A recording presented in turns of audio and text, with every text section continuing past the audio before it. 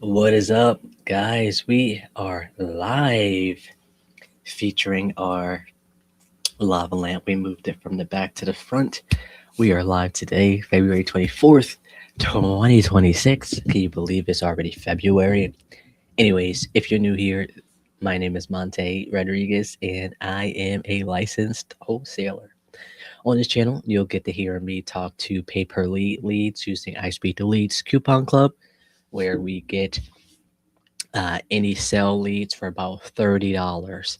Now, in order to get the $30 leads, you'd have to have a subscription to the coupon club, which costs an additional $200 a month.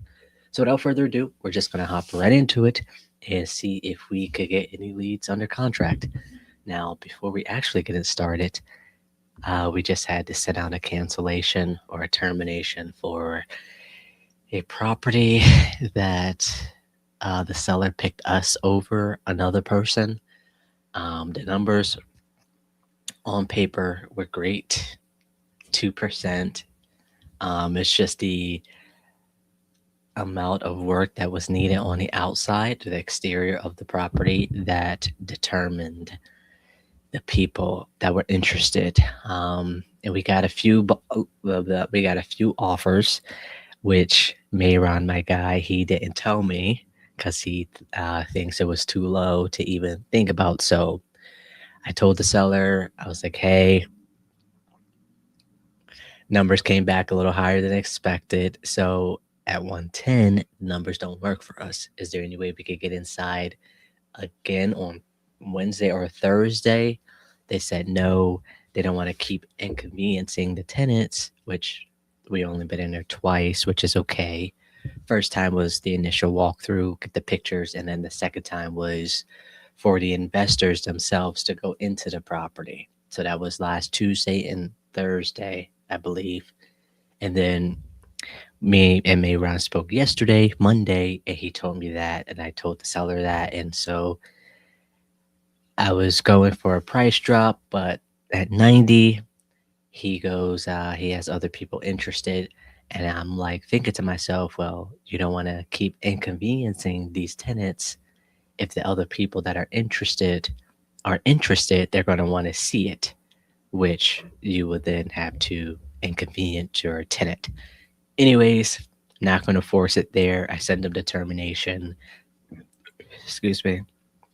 I sent them determination last night. Text them this morning. Hey, could you sign the termination? Therefore, we could release the funds. Right? Makes it seem like the funds were dedicated to yours. Now we needed to be dedicated to somebody else.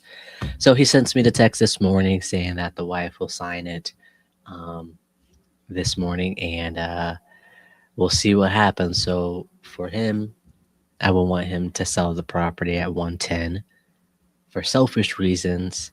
I hope he doesn't sell the property. However, I don't want to be like that because that's negative energy. So let me do this real quick.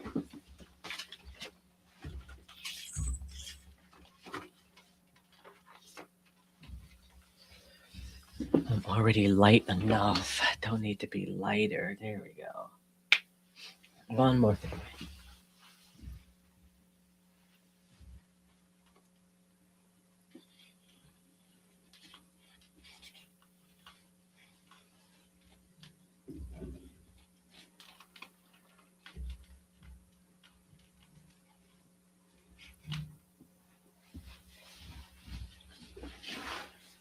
Perfect. Okay. All right. Now let me check my audio and we are set to go.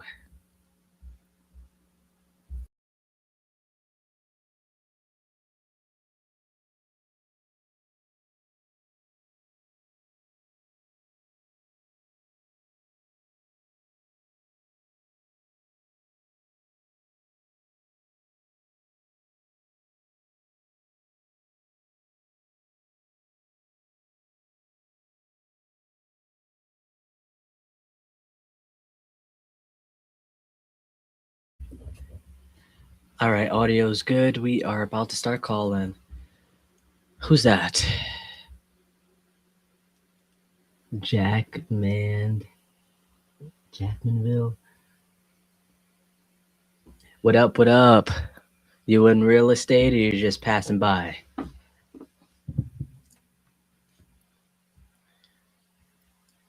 Mandeville. Oh, I love it. I love it.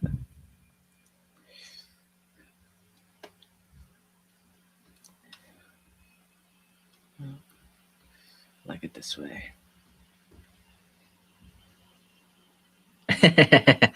Yeah, I appreciate that. Jack Mandeville.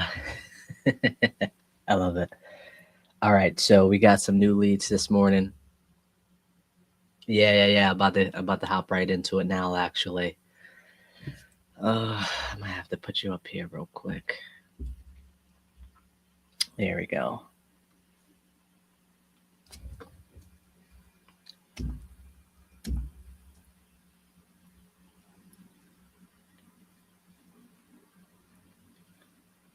Yeah, no worries. I appreciate you stopping by.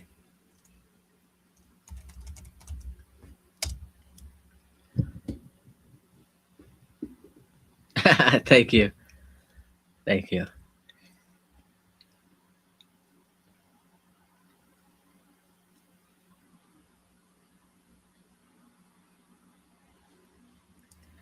I won't forget your name now. All right, let's see who we got going first. Who is first up? All right, Donald, you're first up. Let's see. I appreciate it. You enjoy the rest of your day.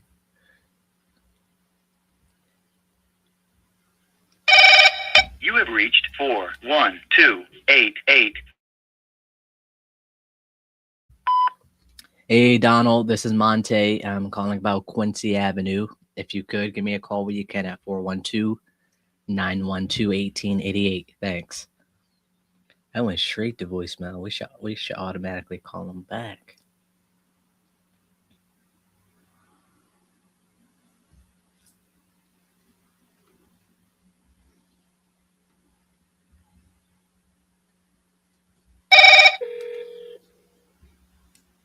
Here we go.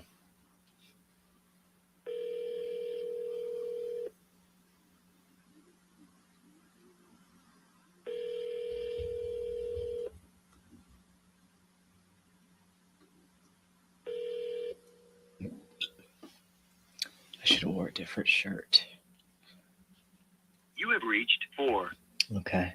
So that's a landline, so I can't send text messages. So I want to be more proactive when it comes to landlines than mobile numbers.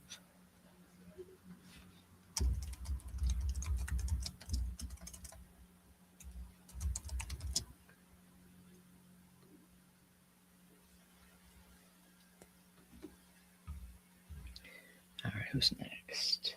Kim.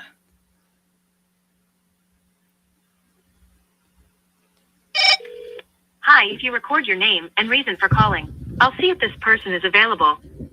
Monte.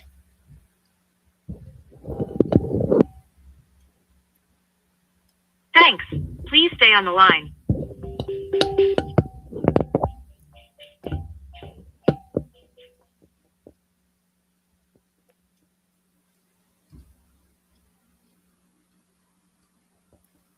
All right, they hung up, so let's call them back. You don't get to hang up on me. Hi, if you record your name and reason for calling, I'll see if this person is available. Monte about Michigan Street.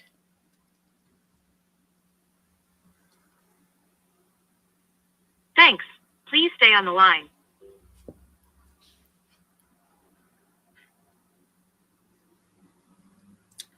Why is she hanging up? Let's send him a text real quick.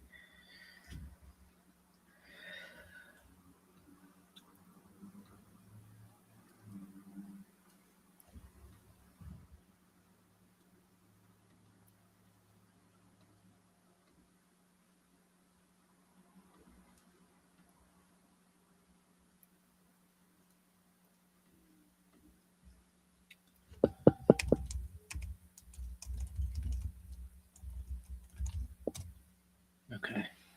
Text messages sent. We're going to go to another one. No answer. We'll put our no answer, sent SMS. We'll go through the list once, go through the rest of our calls, and then we're going to touch base on the new leads that we just got. All right, James, you are up.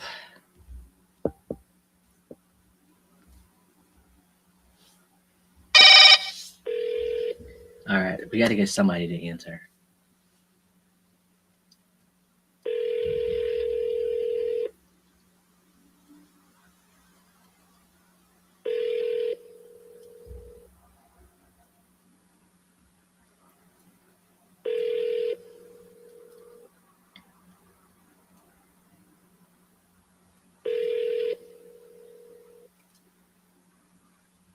Hello? Hello, is James there? I can't talk right now. I'm trying to lay down. When can I call back? Later on this evening. 5, 6 o'clock?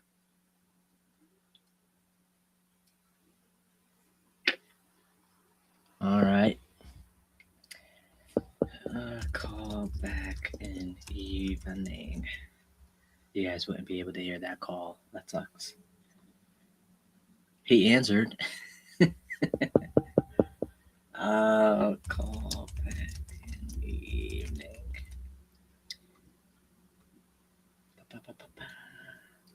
We're gonna do 5 o'clock.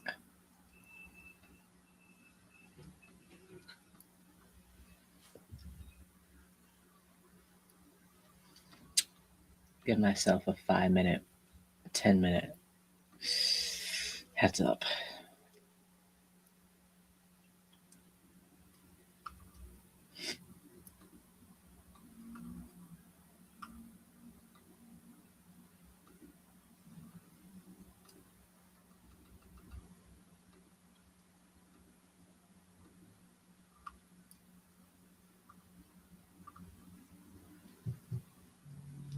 We got a call back.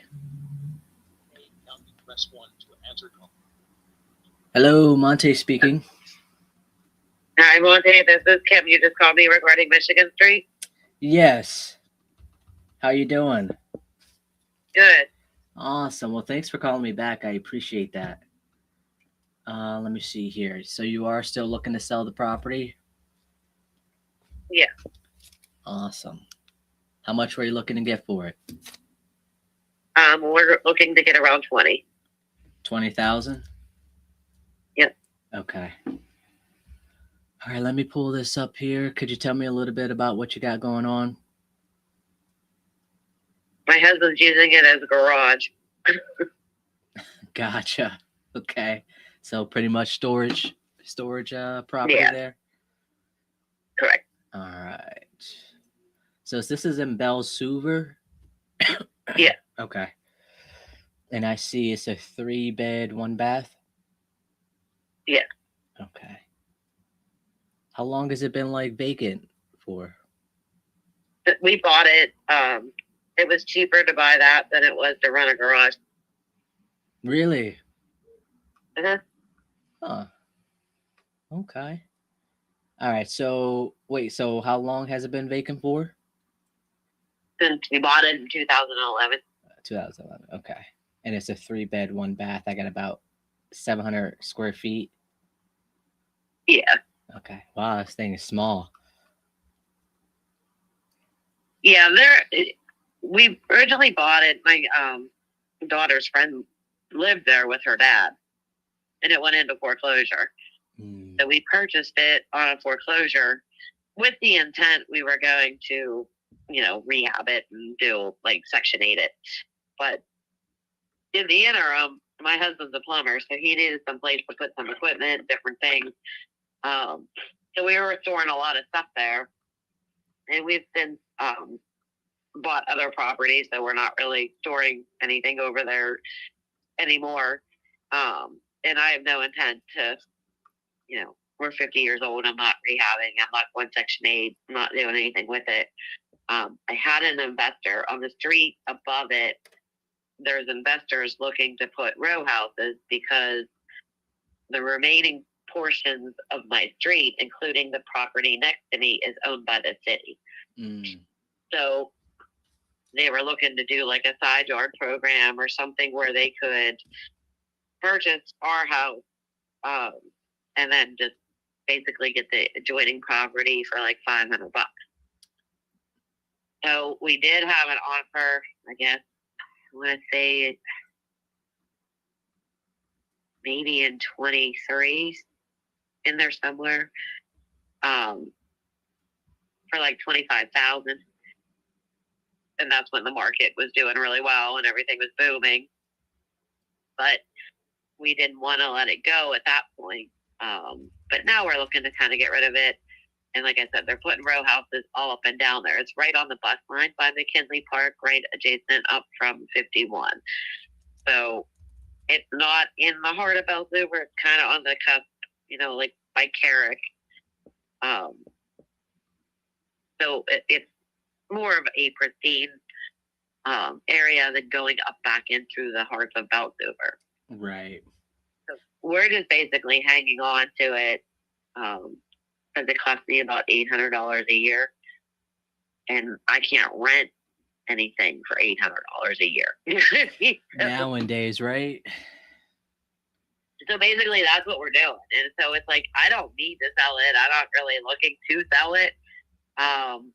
But my husband said if somebody offered us 20, we'd probably take it just to get out from under it, and we'd have to figure out something to do with all of our shit. Gotcha. And so 20,000, you guys are pretty firm at that price? Yeah. Yeah, because it's basically it's worth it for the land if somebody's looking to put row houses up, because I'm that middle yard. I'm preventing any of that from happening. Right. So they can't, even if they buy the land up off the city like they did on the street above, I'm the only one that still technically owns property there outside the city. So we're kind of holding on to it, figuring an investor's going to come and want to put something up there, and they're going to have to buy us up. Yeah. I mean, I see what you're saying, and it's a little bit more valuable for your property because of, your lots are owned by the city. Right. For me, I'm not a developer, so I would probably just buy a property, update it a little bit, then rent it out. I wouldn't want to like new build it, to say the least. Right. So what I'm seeing here, there's one that sold across the street from you a couple of days ago on the 30th, so about a month ago, and it sold for 10,000. Right. I mean, I'm interested, but the 20 doesn't work for me. Right. Well, I mean, that's kind of I get calls on it. I mean, I swear 2-3 times a day. Some I answer, some I don't. But we're holding out for an investor that wants to, like, they just did all that up house, and they put all kind of row houses not too long back. Yeah. And that area is next in line for development. So my husband was just over there, and like I said, that's what they're doing. They're building these sectional houses. So it's like I paid 11 for it, and like I said, I'm using it technically, not for personal reasons, not like as a house. So for me, it doesn't pay to sell it for less than 20, because then I'd get my money back. Plus, I was able to utilize it since 2011. So that's kind of like where we are. So like, people, I understand where you're coming from. You're looking to flip, and put somebody in there. It's not. To be honest with you, it wouldn't even be worth rehabbing. Really? It needs a new roof. It's all paneled, like wooden panel, old walls. So it would need a complete gut. We haven't, my husband's a plumber, so he winterized it and stuff like that. We did put a new electrical service in there, but that was just more or less a for fire hazard, Right. So that's all it has, a new hot water tank and a new furnace, and it's winterized, but yeah, it would need, probably like $20,000. It's not worth it. It's worth it. It needs bulldozer is what. Well, I'm glad you said it, and thank you for being honest. Oh, But man. yeah, I never know. Like, I did get a couple calls from investors, Yeah. but then it's a fight with the city to try to get a hold of that land. Right. So, I mean, CP development is usually pretty good about doing that, like over in Wilkinsburg and different things like that. So, it's one of those things. I'm just kind of holding out. It's not costing me anything. Right. But yeah, that area is just, it's not worth it over there. Yeah. Unfortunately, the time hasn't come yet, when it comes to this market over Right. here. I mean, Yeah, I mean, my neighbor owns half of Hazelwood, and he had a property that was basically condemned, and I think he paid like 20 for it, and they wanted the lot, and they offered him 150 grand. So, no way. It's definitely doable. You know what I mean? Like to buy up sometimes the crap, if you have the funds to sit on it. Yeah. So And that's actually, would you? So since I'm not the buyer and you're like firm at the 20, would you allow for me to reach out to some investors that I might have? I'm an agent as well. And so usually if I'm not interested in a property, I'll pitch it to my investors that I do business with in the on other properties. And sometimes they're willing to pay more, other times they are not. But at least it's worth a shot if you allow me to do that. Yeah, I mean, like I said, my husband has the information. I don't remember the name of the company. Okay. But it's literally one street up from mine that they're putting those sections in. And like I said, the house next to me caught on fire, 2019, maybe 20, around COVID. And it wasn't an intentional fire. I think they were just doing it to get the insurance money because it was like an LLC that owned it. Mm-hmm. They rented it out. I think the people destroyed it. So instead of rehabbing it and re-renting it, they caught it on fire. Jeez. Took the insurance money and like walked away from the house. So if you Google the street, you'll see like in 2016, we rehabbed the property outside and like cleaned it all up. Okay. And then we found out the lots were all taken over by the city and they weren't maintaining the property. So what was happening, all the city growth just kept coming into my yard. Yeah. And so they can't really cite me because it's their shit right that's covering my house, Yeah. And I'm not saying anything because they're not saying anything. And I'm like, whatever. Like, so now it's just like everything over there is on a standstill. Yeah. But like I said, if you're an investor and you call the city, they could probably pick that up for next to nothing. Yeah, probably, but I wouldn't want the city to keep owning lots, Right. So that's, like it. I'm sure eventually they're going to come and say, hey, look, I want this rest of this property. But the problem is mine's like preventing all that from happening. Yeah. The one at the corner, is that still there or is that one taken down too? I'm pretty sure it's still there because I think the last Google picture I looked in 25, like my husband says it's there. And I think they're kind of, the city just don't want to deal with it. But there was 3 properties, I want to say in 2013 behind me. 13? They got condemned. And what the city did was they were part of that condemnation program they were doing. Mm-hmm. And they came and they tore all of them down. Jeez. So behind my house, there's only one standing building left. And the rest of that is all owned by the city too. I see. Okay. Yeah, they just came out and cleaned the house. So yeah, they took everything behind me too. Because the guy that I bought this house off of, he was into drugs and things like that. He was living in one of the condemned properties over the winter. And when I went over to my house, I found that he had an extension cord running from that condemned property to my house. Oh, no. And he was using our electric. Like, it was just And we kind of let him go for the winter, but they eventually, when they condemned that, they found out that he was living in there and then like kicked him out. But I mean, it's just eventful. But we had money from capital gains that we had to reinvest, so we just bought that for, like I said, $11,000, and my daughter's friend was able to get some of her stuff out of there, and then my husband used it like to store stuff. And then now I think all it's over there is like a Chevy truck bed liner and a dishwasher and a couple dog cages. So not much. Not much. Okay. But there is like pieces of the kitchen. I think there's an old ivory stove over there we were originally going to put in. But other than that, no. And somebody came and stole the screen door. They stole our mailbox. As far as like the access to the property, is there like a lockbox? You guys got the key, or is it unlocked? No, we just have a key. Got a key. Okay.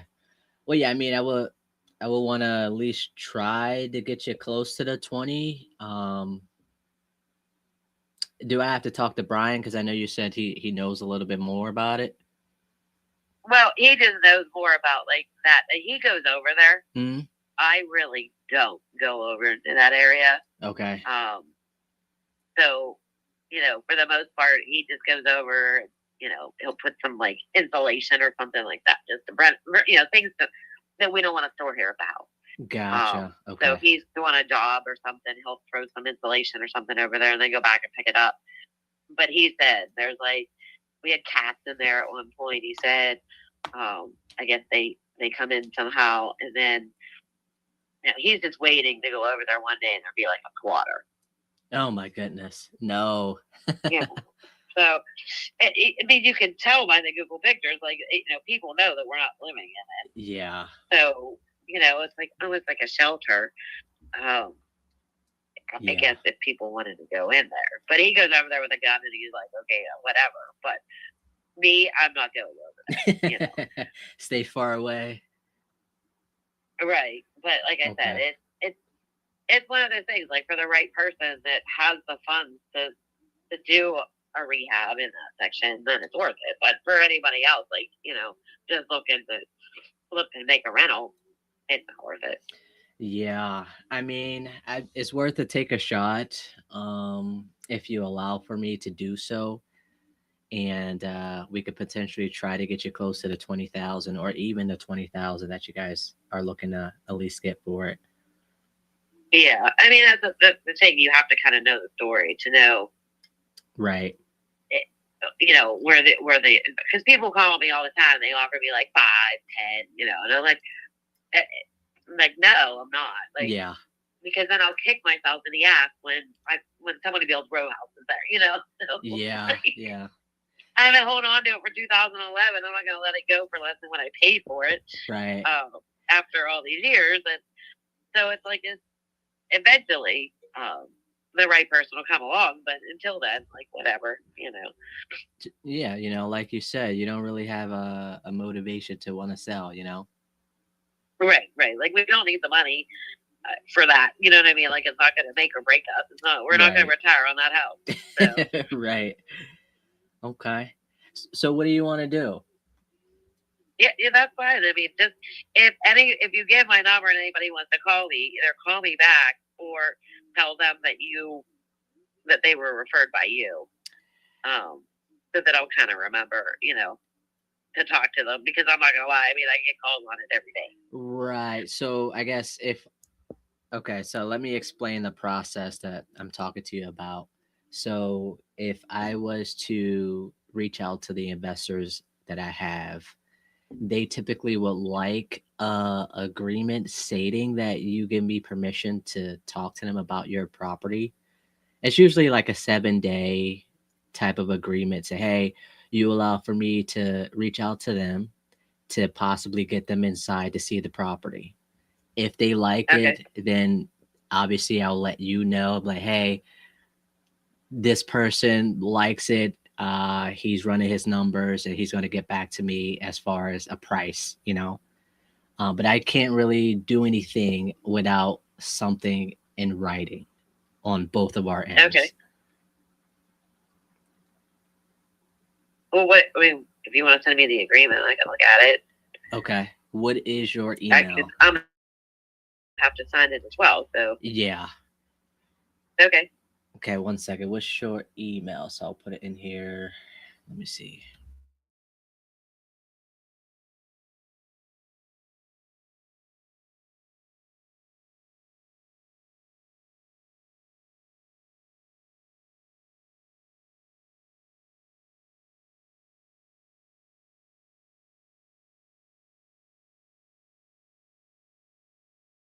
So I'm gonna do that. It's gonna be 7 days, and then that way.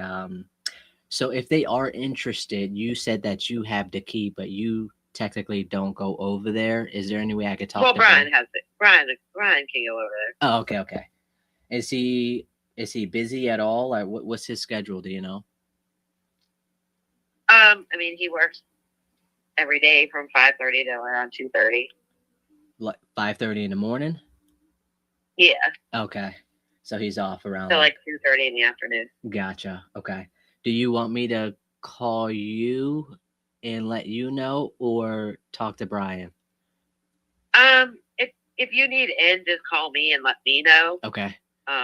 Because my schedule is definitely more flexible. Okay. And so this way, if he's available, I'll send him. If he's not, and I'm meeting somebody over there, then yeah, I can do it. Okay. So I got a few other calls. Give me about afternoonish. I'll text you when I send it over, okay? Yeah, that's fine. Awesome. Before you go, Kim, does he have a separate email or should I send it to the same email? Just send it to the same. Yeah, he don't check email. I just had to ask. No, I get it. Okay. I'll text you right now. That way, okay. Oh, excuse me. That way you know we spoke, and then I'll text you when I send it over, okay? Okay, sounds good. Awesome. Thanks, Kim. I appreciate it. All right. Thanks, Mike. Bye. Let's go. Boom, boom, boom.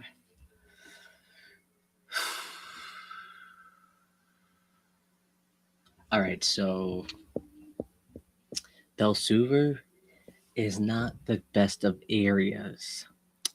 This property is next to a boarded up property. However, it is the only two that are on the street or this side of the street, and then the rest are lots that are owned by the COPs, City of Pittsburgh. And so those were the actual numbers that I was seeing. I wanted to at least pitch the opportunity of me talking to other investors about it, aka wholesaling. So pretty much what I was seeing here are 58,000, 8,000, 2,000. Then I see a 9,000, 1,000, 8, 2, 5,000. So, but I see a 21,000 that was flipped for 102,000. But that was back in August. So obviously 20,000 is high. However, I feel that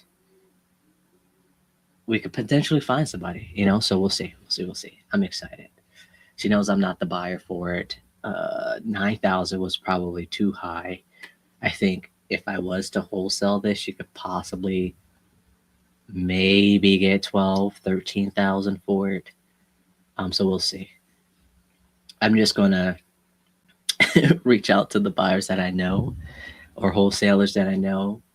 Because I wouldn't want to blast this out knowing that 20,000 is high.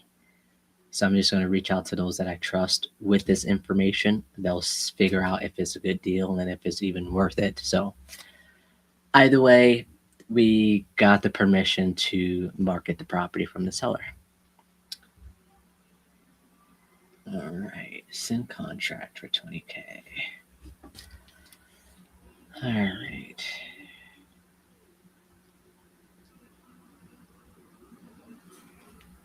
$20K, vacant, 2011. New furnace and hot water tank. Husband is plumber. He winterized the property.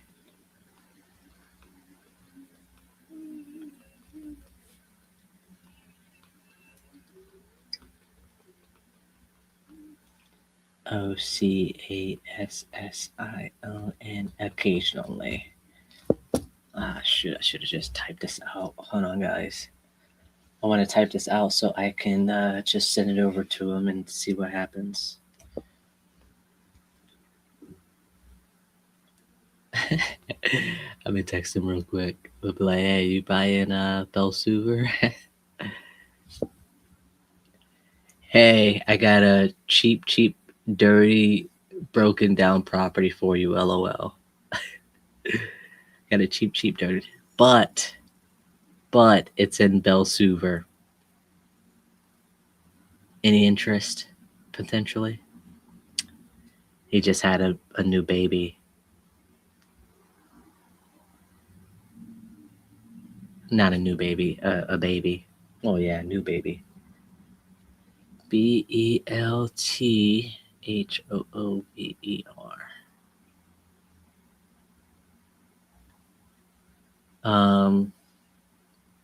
I haven't had too much luck in Belsuver. The properties are just really cheap, and most of them are like torn down or like $1,000,000,000,000,000,000 in back taxes. Vacant.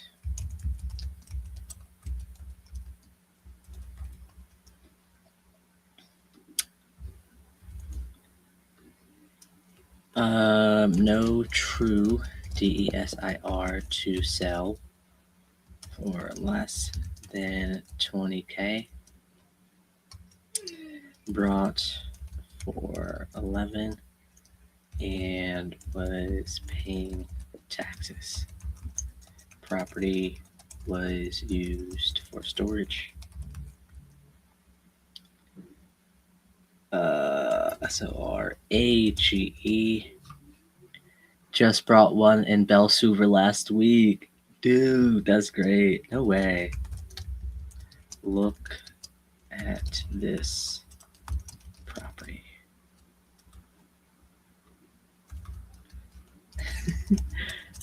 Look at this property. What's the address?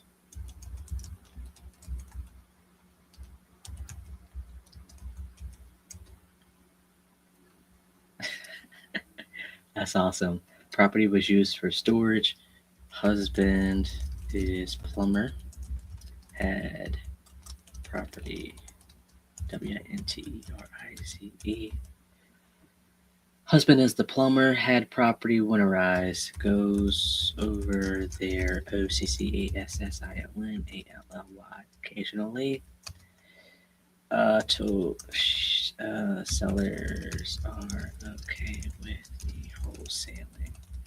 It mentioned that DEVELOP. No way! He got one on the street! Dude, you might as well just buy this.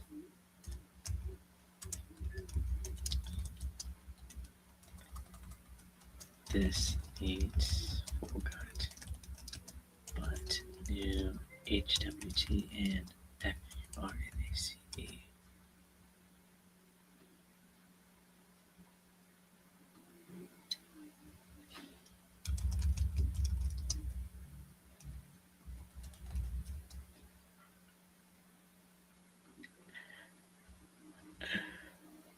You should buy it.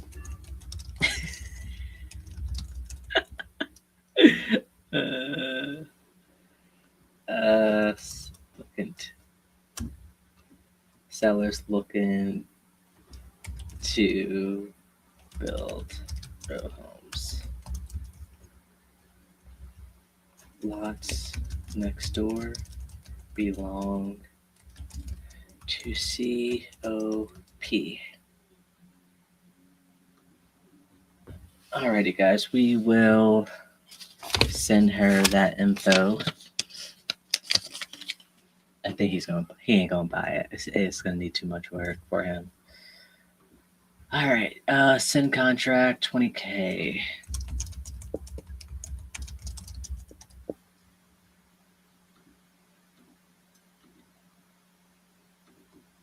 Let me tell him that.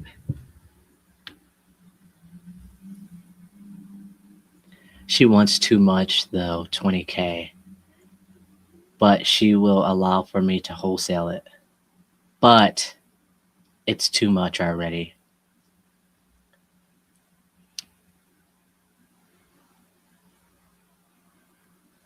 All right. All right. That was a 15-minute call. We got the wholesaling pitch out of the way. He wants us to call him back in the evening. All right, who's next?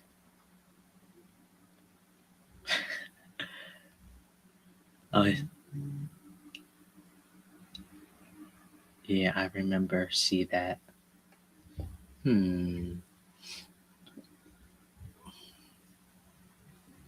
Seeing that myself 3-4 years ago. Jeez. Nope. If I text back, crap, I'm gonna have to text it back. Can't just leave him hanging.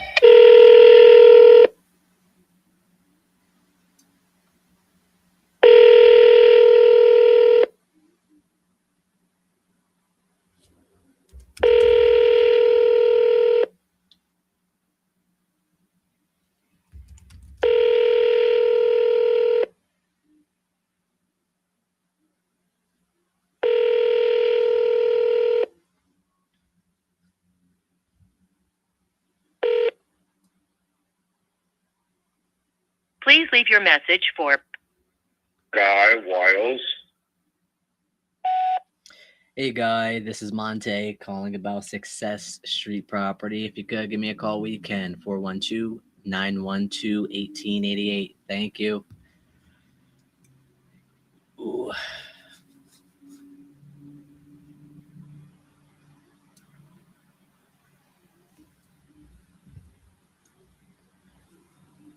Wait, she was asking the same price for... Oh, okay. She was asking 50K back then? That's crazy.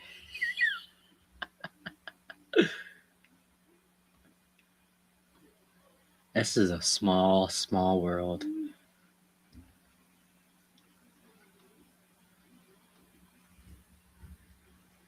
My laptop is slowing down. No. Oh, let's double dial him.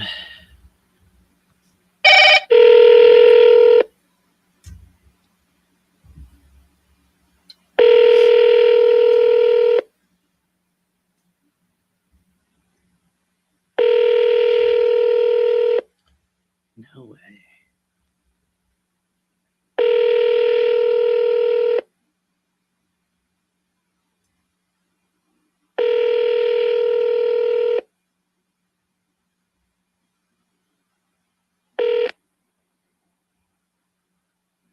Please leave your message for Oh, he's giving me all the juice. Hold on. Got a weird layout. The kitchen is kinda in the basement. I can't remember. Did you get a lockbox on it? Tell me that about the property. And no lockbox. Her or the husband, Brian, will meet me there or meet whoever is interested there.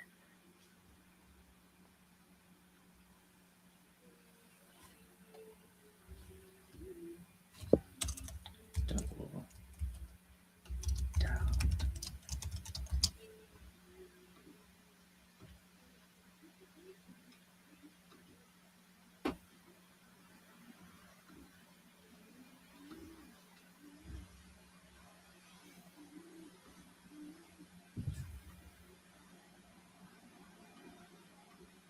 All right, let's get to the next one. Next. Oh, great. I remember this guy. Does he have an accent? His name looks like he has an accent.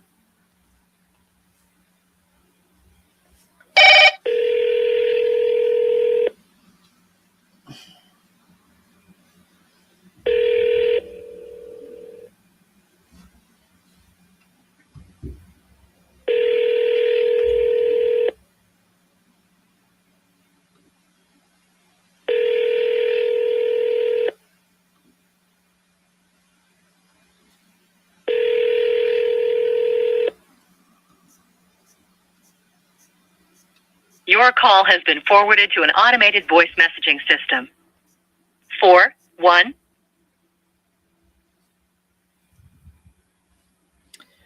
I didn't even ask that. Let me see. Hey, do you have any pictures you could send? Kim, this is Monte.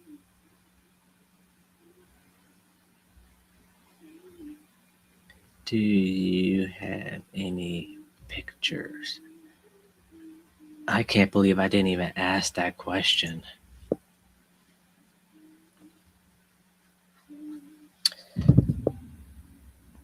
OMG, I totally forgot to ask that question. I just asked her now via text.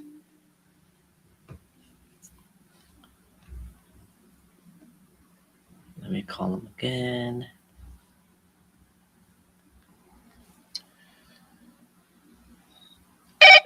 That's so funny. He brought one on the.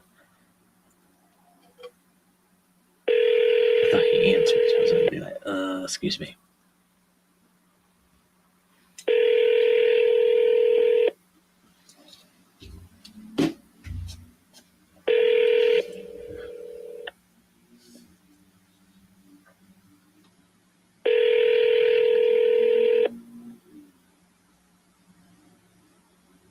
Your call has been forwarded to an automated voice messaging system. 412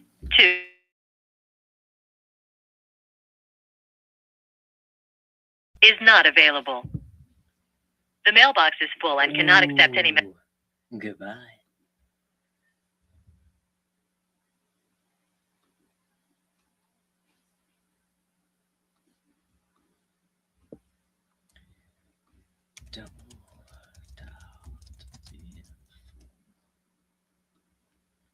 If I would have just waited, I would have still called back anyway. Never mind. All right. Who's next? That was a good first call, I would say. Nope. Colleen. All right, this is a PPC. So she filled out the information, supposedly. So let's call her.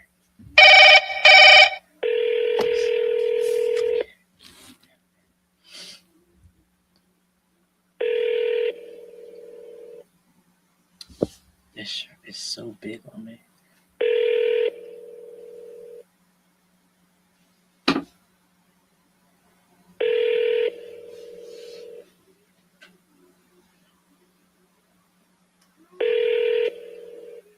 Your call has been forwarded to voicemail. The person you're trying to reach is not available. At the tone, please record your message. When you have finished recording, you may hang up. Hey, Colleen, this is Monte Rodriguez. I am reaching out to you because you filled out a form on my website looking to sell the property there on Maple Street. So if you could, give me a call when you can, 412-912-1888. Thank you. Thank.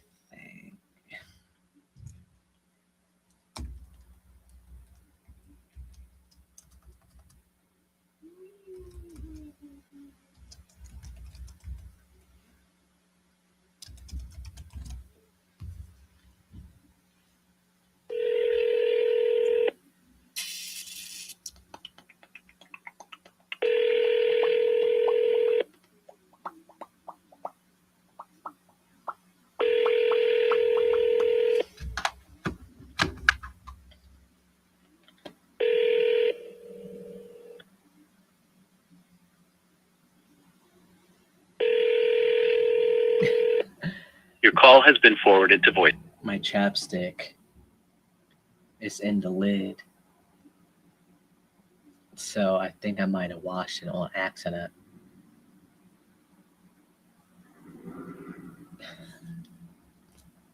Well,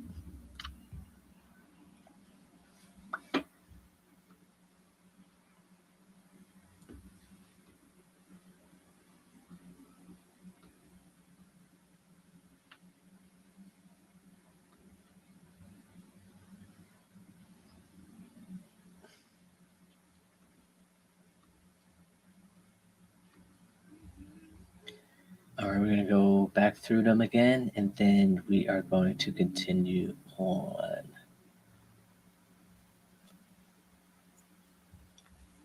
with the rest of our calls.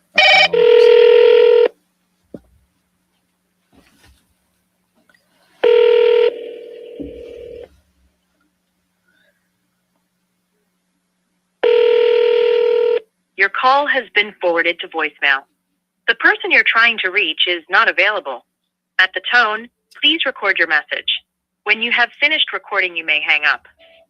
Hey Ryan, this is Monte Rodriguez. I am calling you about the Jefferson Avenue property.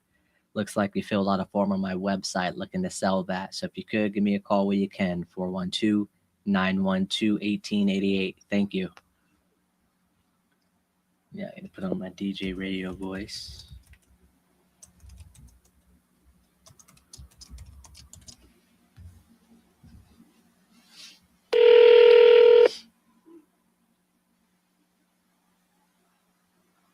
Hello? Hello? Hey, is this Ryan? Who's this? This is Monte Rodriguez. I'm calling about Jefferson Avenue property. You filled out a form on my website. I'm sorry, I can't talk right now. When can I call you back? I'm working. You have to just give me another try. Thanks. Okay, bye. Wants me to call back later.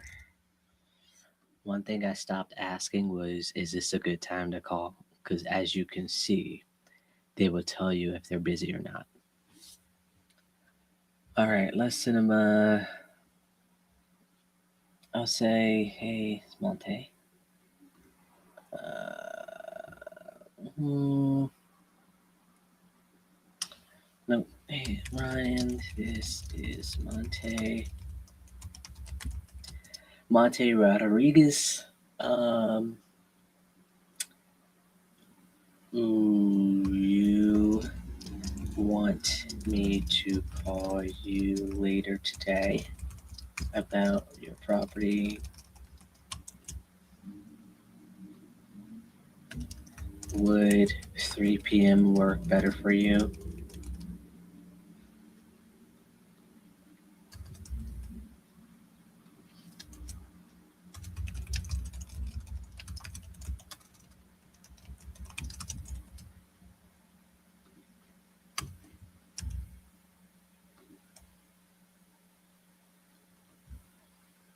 Okay. Call later today. 3 o'clock. 10-minute warning.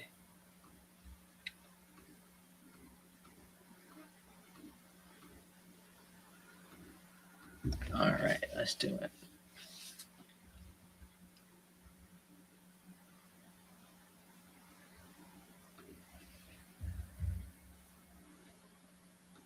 All right, let's go back again through these and see where we get.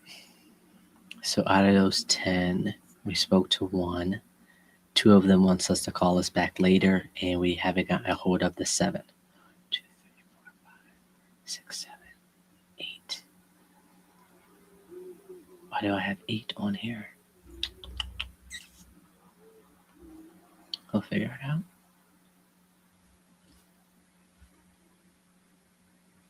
Who is this? Kurt.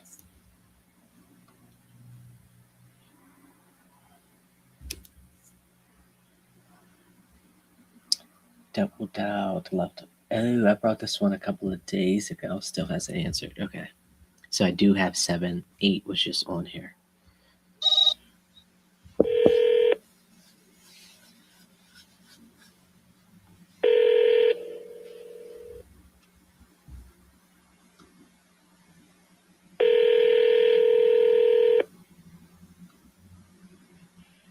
Hello. Please leave a message after the tone.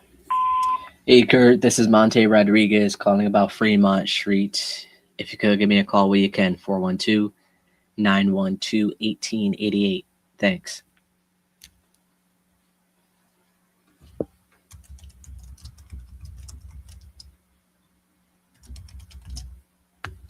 Interesting.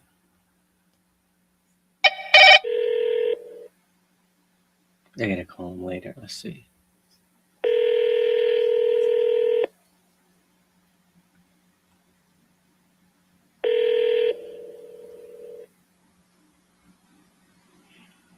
Hello. Please leave a message.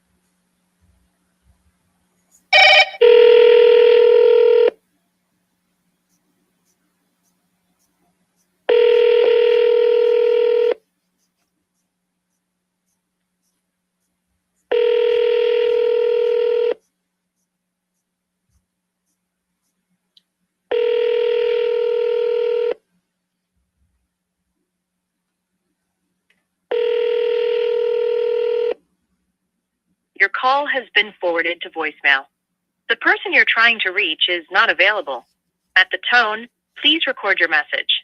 When you have finished recording, you may hang up. Hey, Donald, Monte here, calling again about the Ohio River Boulevard property. If you could give me a call where you can, 412-912-1888. Thanks.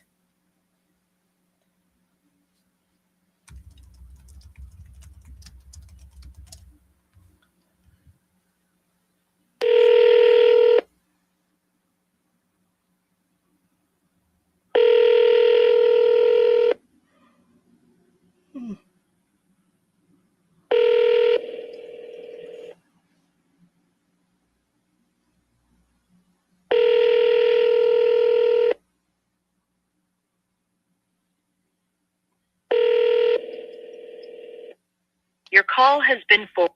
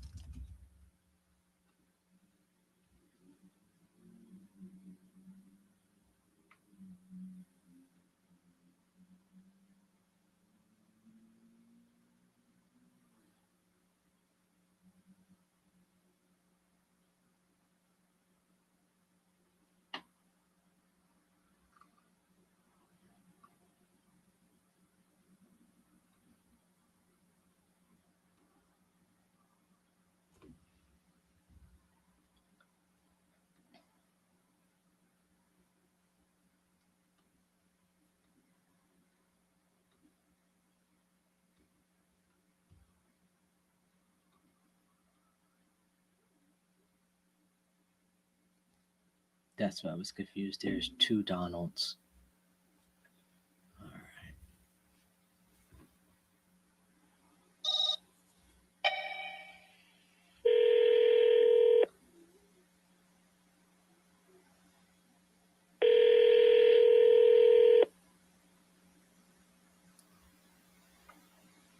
This is a triplex. Come on, he don't have to answer.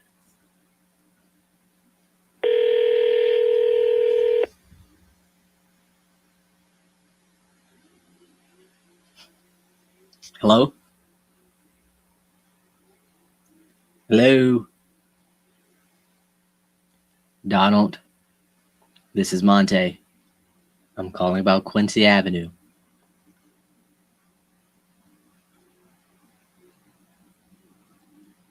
Hello?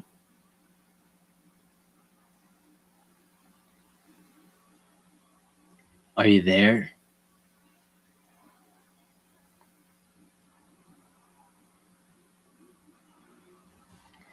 Are you there? Hello? I just need to know if you're still looking to sell the property. I'd hate to keep bothering you if you're not looking to sell anymore.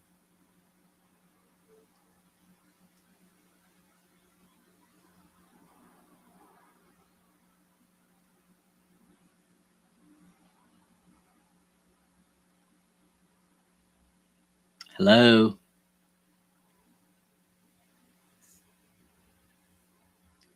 Yeah. Let's call him back again. No way. Come on. Come on.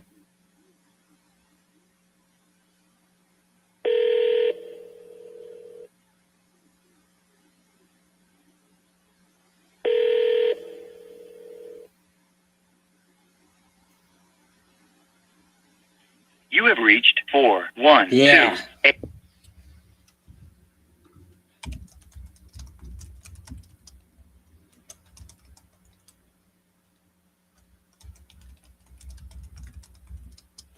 We're calling it back one more time. They're right by the phone. They're right by the phone. Come on.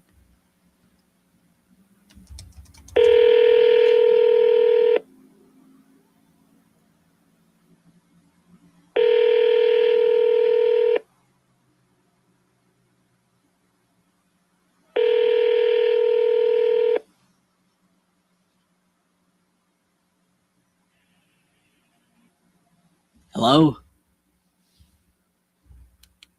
Hello?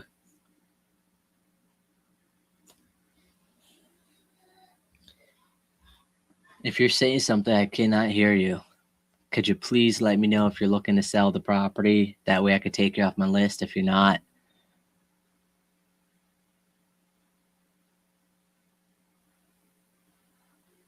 Or you could give me your cell phone number, or I could send you a text. Or maybe an email. I could send you an email.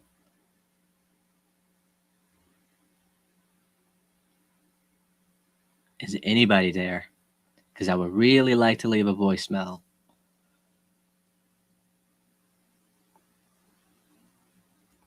Oh, they're playing with me now. They are playing with me. All right, we'll call them back one more time. We'll see what happens. No way.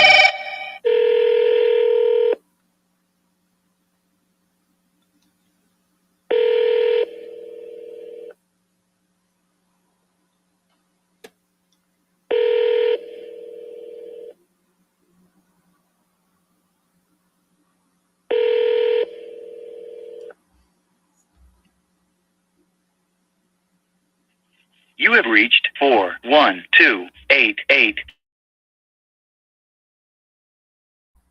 Hey, how's it going? This is Monte. I'm calling about Quincy Avenue property. If you could, give me a call when you can. 412-912-1888. Thanks. That's all I needed to do.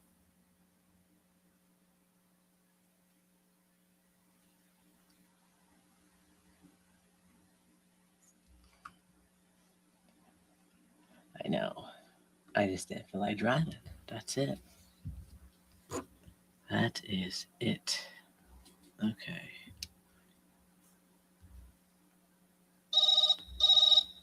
Oh, let me not get cussed out. He's the one that wanted me to call back in the evening. Okay. Let's call this other guy. Literally, his name is Guy.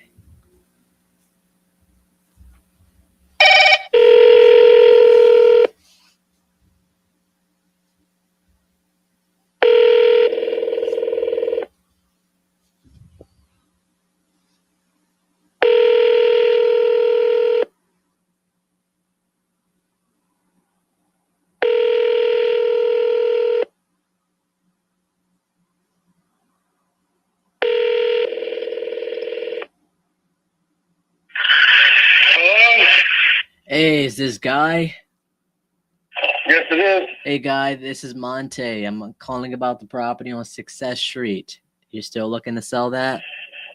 No, I haven't put me down on the list, but I am not selling my property at 13 Hold on. Say that one more time.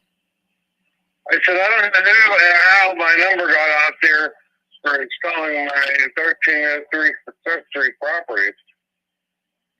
Oh, so you're not looking to sell. No, I'm not. I gotcha. Do you have any other properties you are selling? No. Got it. All right. Well, I appreciate you letting me know. I'll take you off my list, okay?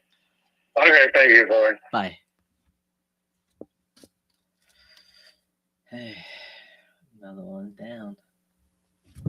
So we're gonna send that for a refund, and hopefully we can get it. So,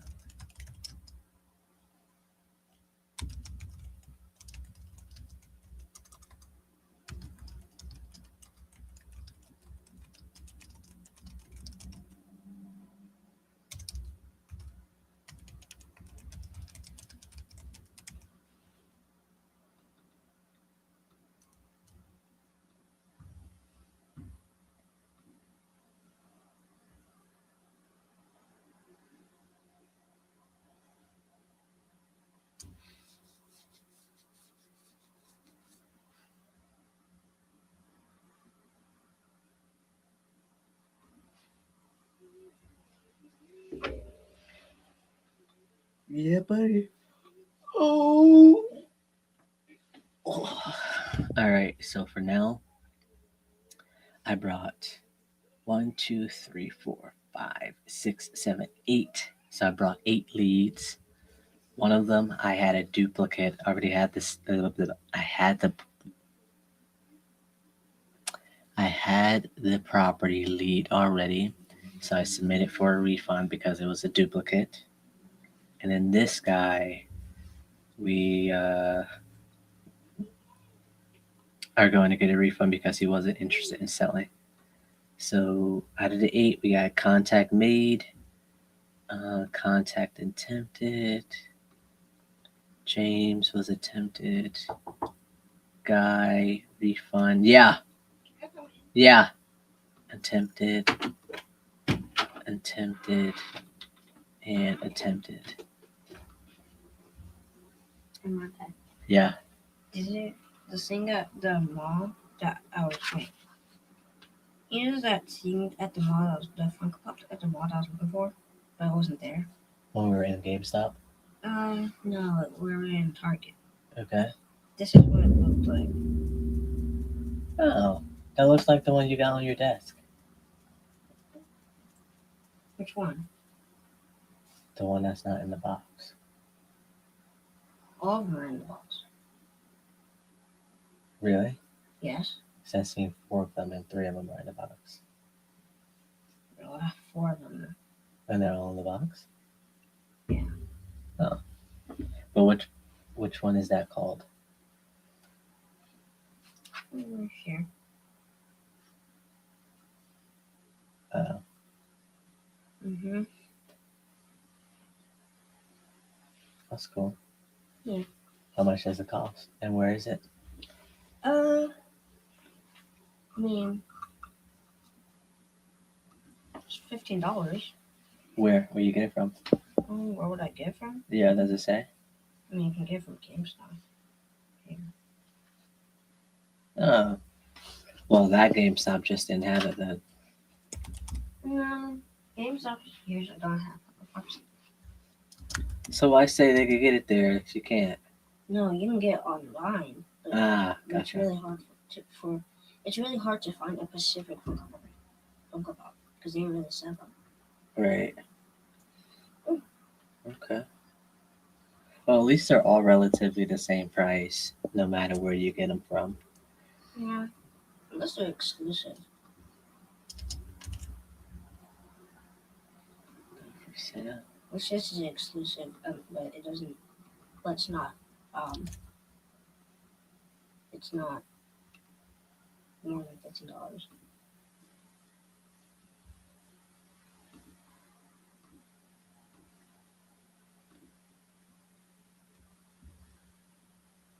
Yeah, you can only get it from GameStop. Ow, jeez.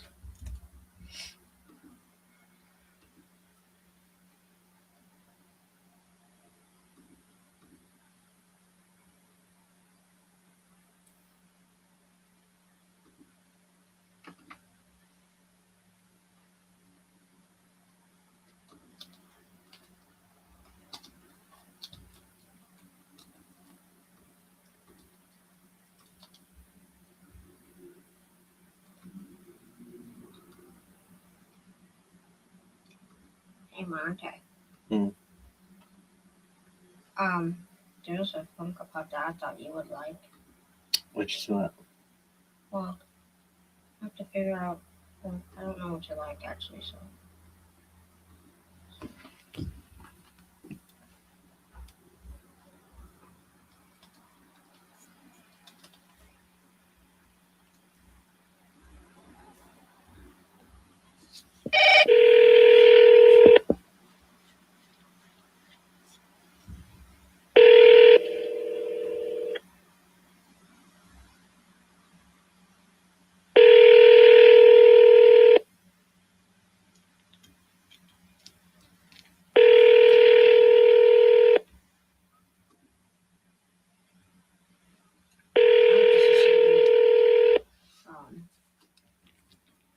Like something else. Your call has been forwarded to an automated voice messaging system.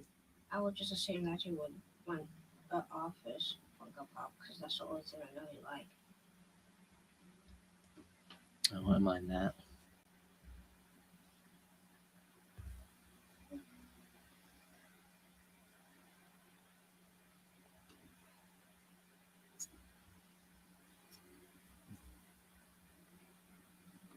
Who's your favorite character? From what? Huh? From what? Office. I like Kevin. I like Stan. Stanley. Stanley's pretty funny.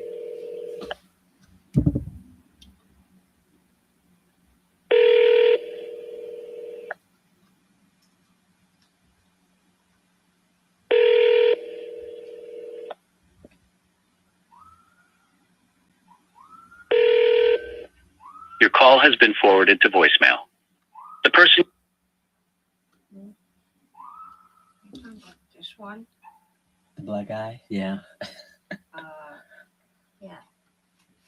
Let's me call him back later. 2%. Right. All he does is sleep and do crossword puzzles. Mhm. And eat pretzels. I found another one. Ugh. That one's not too bad. I like the first one better.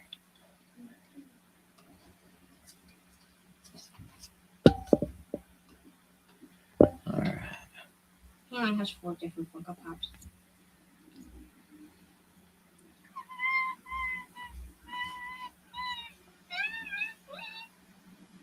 What time our next one start? In a few minutes. What time?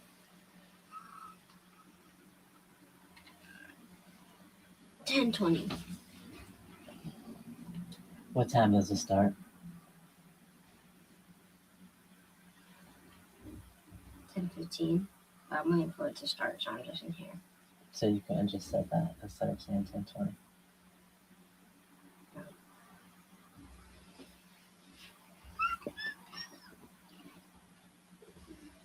Alright. So What other stuff do you like? Because that's the only thing I know that you like. I could tell you everything when I am not calling. Okay? Okay. Alright. Let me see. I have 29 more calls to do. Oh, jeez. Yeah. I said two. I got 3 stuff done. That's fantastic. I'll call him back later.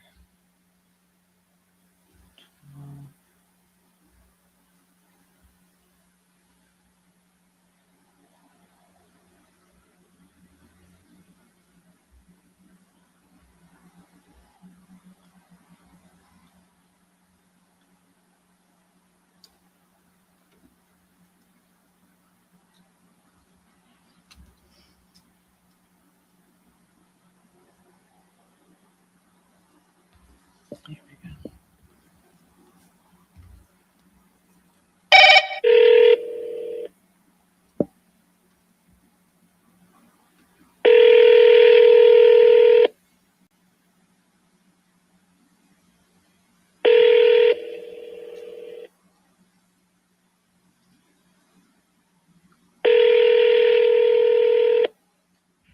call has been forwarded to an automatic voice message system. 41240. At the tone, please record your message. When you have finished recording, you may hang up or press 1 for more options. Hey, Richard, this is Monte. Give you a call about Presley Road. If you could, give me a call where you can. 412-912-1888. Thanks.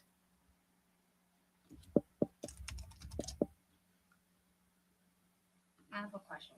What's up?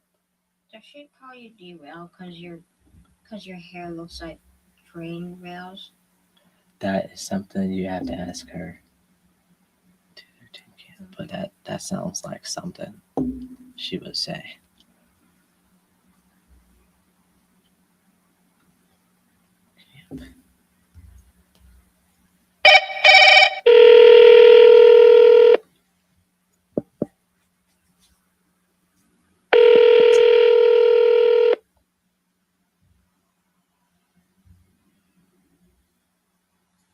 Hello? Please leave your message for Ooh.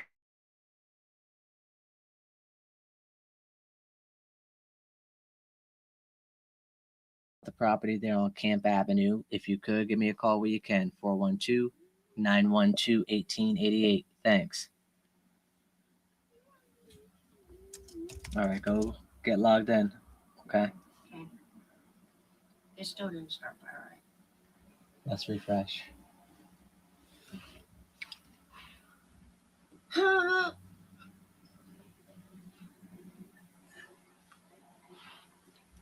It still didn't start. Love you. Love you more. Love you even more. Love you the most. Love you even more than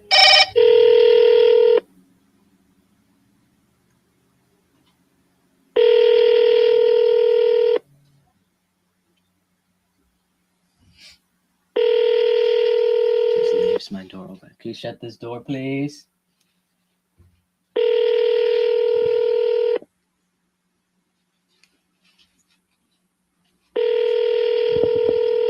Can you shut this door, please? Your call has been forwarded to voicemail. All right.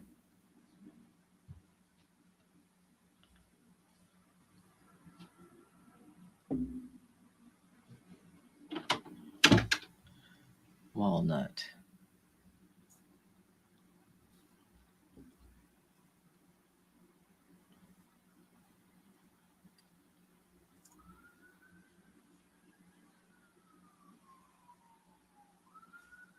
Miss Kathy. Oh, this is the last. Perfect. 1:15. Okay. So I got a call on 1:15 today. Cool. Do we have a reminder for my task? We do not. 10 minutes.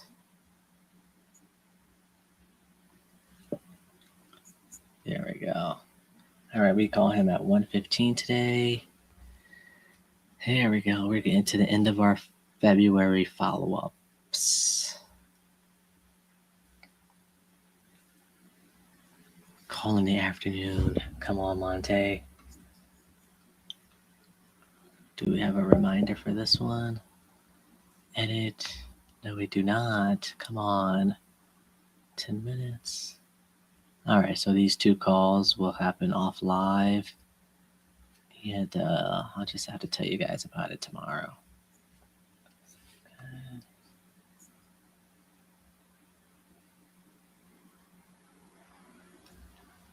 Lawndale.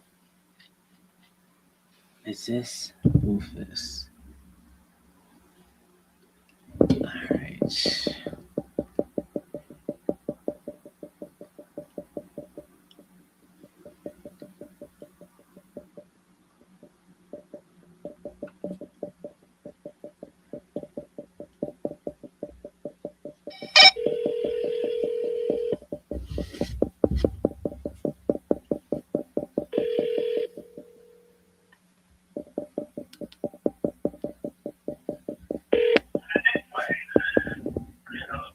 Hello? Hey, Boofus, this is Monte. Hey, how you doing? I'm well. How about yourself? Good. Awesome. I didn't touch base with Derek yet. I wanted to call you first. How are things going? Pretty good. Yeah. You gonna sell it, or where you guys left off at? Waiting to decide on anything yet. I got to hold on, and I told him I'll get back with him. I got to think about some stuff here. Oh boy, it's getting juicy. What's going on? Hold on. No, it get juicy. I got to make sure I got a place to stay and stuff. I don't want to be homeless, so. Gotcha. Wait, I thought that was vacant. Wasn't it vacant? No, I'm fixing it up to move back in it. Oh, wow. Yeah. Okay. So that is something that I missed when we were talking the first time.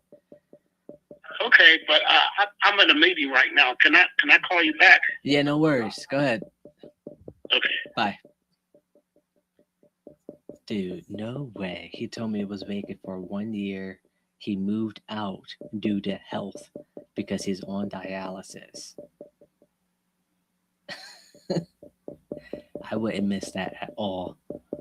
Interesting. Ooh, all right.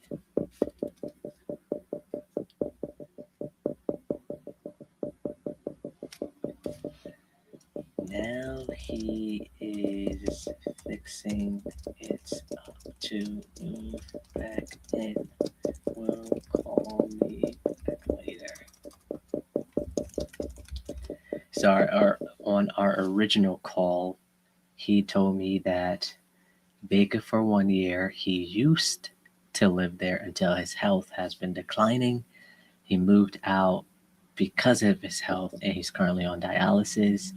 He has 25,000, give or take, in back taxes, and he's looking to potentially walk away with 5,000.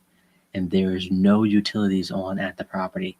Why would I think he was living there? So we'll see. Hopefully, he does call me back. And Derek was actually interested in this, and he had a buyer for it. So we'll see what happens when he calls us back.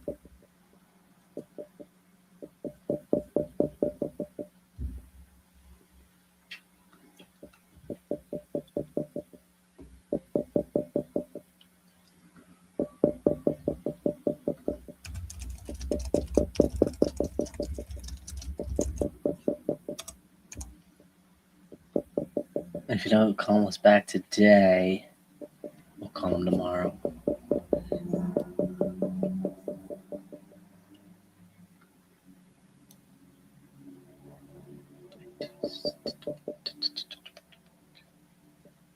Great. Both of these are back to back. Okay. He gave me a different number for him. So let me see.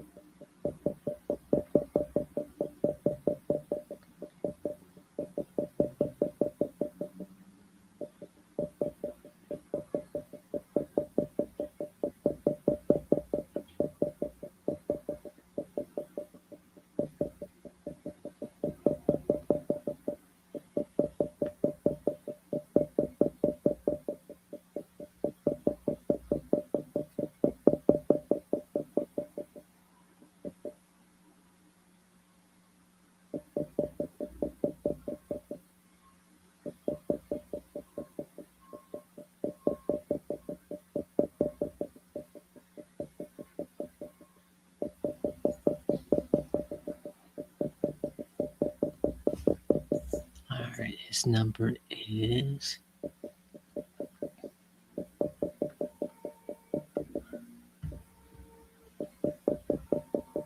853. Okay. Oh, I already had it. Sweet.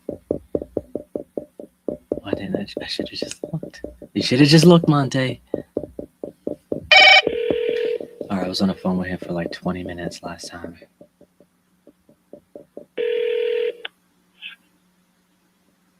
Yeah. Gordon? Yes. Hey, this is Monte.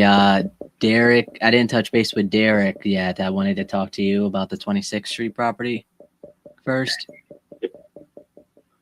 Okay. Yeah. And Go ahead. go on, listen, buddy. No, yeah, I wanted to touch base with you, see how things were going before I talked to him in about an hour or so. Did everything Okay. go okay? I gotta go. Yes, I just gotta talk to you. How long have you been guys like buying properties and stuff? Have you got experience with that? Say that one more time. How much experience do you have in buying these properties and stuff? A lot of experience, or are you new to it? Nope, I've been in the business since 2017, so about 8 years. Not 8 Okay, years, 9 years. So I'm assuming that you have dealt with more than one client that that is in the same similar situation as me, as inheriting the property from a past relative, Yes. like my father. Mm-hmm. Okay, I'm assuming then you understand all the other nonsense that goes with it. Yep. I hope so, because that's what I'm dealing with. Gotcha. Because some days I'll wake up like today, and I want to go to the store. I want to get a pack of cigarettes and a coffee, and fucking leave. Can you understand what I hate to say it that way, but that sometimes I wake up like that. It's like I'm trying to run a business. You know what I mean? I don't know if have you ever seen the property? Have you been here? Personally, no. Did Okay. did Derek meet you there? I feel like he did. Yeah, but here's what it is. Other than the property, what's noticeable is like all the trucks in the backyard, the tow truck, the other truck, the motorcycles, and like a spending spree I went on. But it was to start a business. Mm. But to do that, I needed to connect with my son. And that's where I'm failing. And it's pretty obvious why. Right. Yeah, it's real obvious why. And I'm at this situation now. It's like, first of all, I live downstairs, okay, in one room. This is a giant fucking 6-room house. And I'm wasting my money living here. But nobody will give me a fair price for the property. They'll tell me they'll give me a fair price. Then they come and look at the property and they say, well, it needs this, this, and this. And here's what I tell them. I told you it needed this, this, and this. And what it needs, it's what I do for a living. I'm a rental property maintenance manager for the Blue Line. Not sure if you know what Blue Line means, but that's police officers, judges, the mayor. Like one of my main clients that I just got a contract with the tow, the $250,000 a year contract with the tow truck, used to be the mayor, Mr. Trucko. And I'm trying to deal with all that. And all I want to do is get the fuck out of this house. But no one will give me a fair price. Give me enough money so I can leave. Hmm. And that's just it. I got plenty of money, but it's not about the money. And can you imagine, and I don't know if you're a wealthy person or not.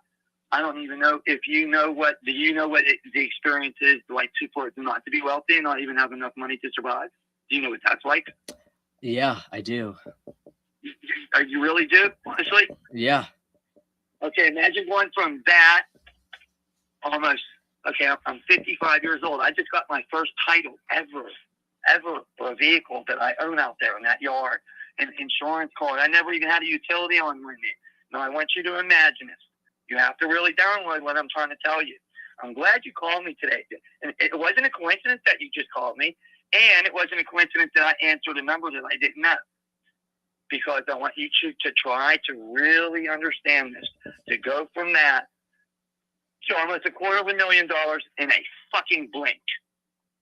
Can you grip that? I cannot. Well, I mean, neither. That's what I'm having a problem with. And it's like my whole family history, okay? You know what I was told by a police officer yesterday? What's that? That men like me only come every 1,000th of a year. Meaning to go from where I was. Yeah. Okay? Somebody with a drug habit, family of fucking pagans and bikers and all that, to go from in a fucking blink in just one day to where I'm at now. I wear a suit and tie to work now. And what I'm trying to do is change the era for my son. And I'm getting resistance. Why is that, you think? What do you think? Well, narcotics. Yeah. I didn't want to say And that, Well, here's what it is, buddy. I don't need a motherfucking drug test to tell when someone's fucked up. Yeah. Just like I was told by one of my very first police officer clients, Danny Rich. He was an officer at the time. And he's a big boy. He looked like he should be on the fucking Steelers. And what it took was for that man to physically snatch me the fuck up out of my pants and say exactly what I just said. He said, I don't need a fucking drug test, Gordon. He said, and don't ever fucking do it again. And I didn't. And then it's like my dad, I had to find out too late that he was a great man, okay? My parents met at Woodstock, okay? My mother ran away. My dad was there with the pagans. He was riding. And I was born in 1970, so I only missed Woodstock by a minute. So from 1970 to, I'd say, 1985, I was raised on the streets of Duquesne by a prostitute who was the Queen Bee at the time. And then went from group home to group home to prison to jail. And then here I am. Oh, Here wow. I am worth $250,000. I don't feel I deserve any of it. I didn't live a good life. I wasn't a good person. I might be now. And then I get a letter in the mail yesterday. They want to give me $50,000 more. I don't want no more fucking money, but I want a fair price for the house. And the only reason why I'm insisting on a fair price on the house is that's not about the money. It's because of my father. Yeah. This was his. This was his. And I lived here with him for 10 years trying to take care of him sick, dying. And the room, the first floor that I live on now, it looks like something right from fucking MTV. That's what it looks like. Yeah. And I did that. Derek was telling me that. Yes, it's very beautiful. It's like a fucking museum. There is over $100,000 worth of antiques in these 3 rooms right here. Are you going to keep them all? I don't know what to do. If I leave in that truck, I can't take much with me. Because, and that's what I'm saying. This is all, listen, I don't know if you believe in higher power or any of that, because there is definitely something fucking involved here. Because I just got all this paperwork yesterday. I have a stack of mail right next to me that's probably 10 inches thick. I opened up 3 letters. The first letter was my very first title, so it was a very emotional thing for me. I know you can't really understand that because okay, how about this? I got injured. I got a head injury when I was 15 years old. I was, you know what epilepsy is? Yeah.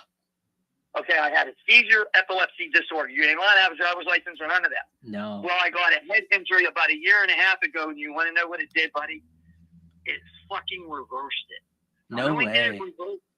Yes, I'm not making any stuff. I'm in the medical phenomenon. Okay, I was at work on the 4th of July, and I got a concussion.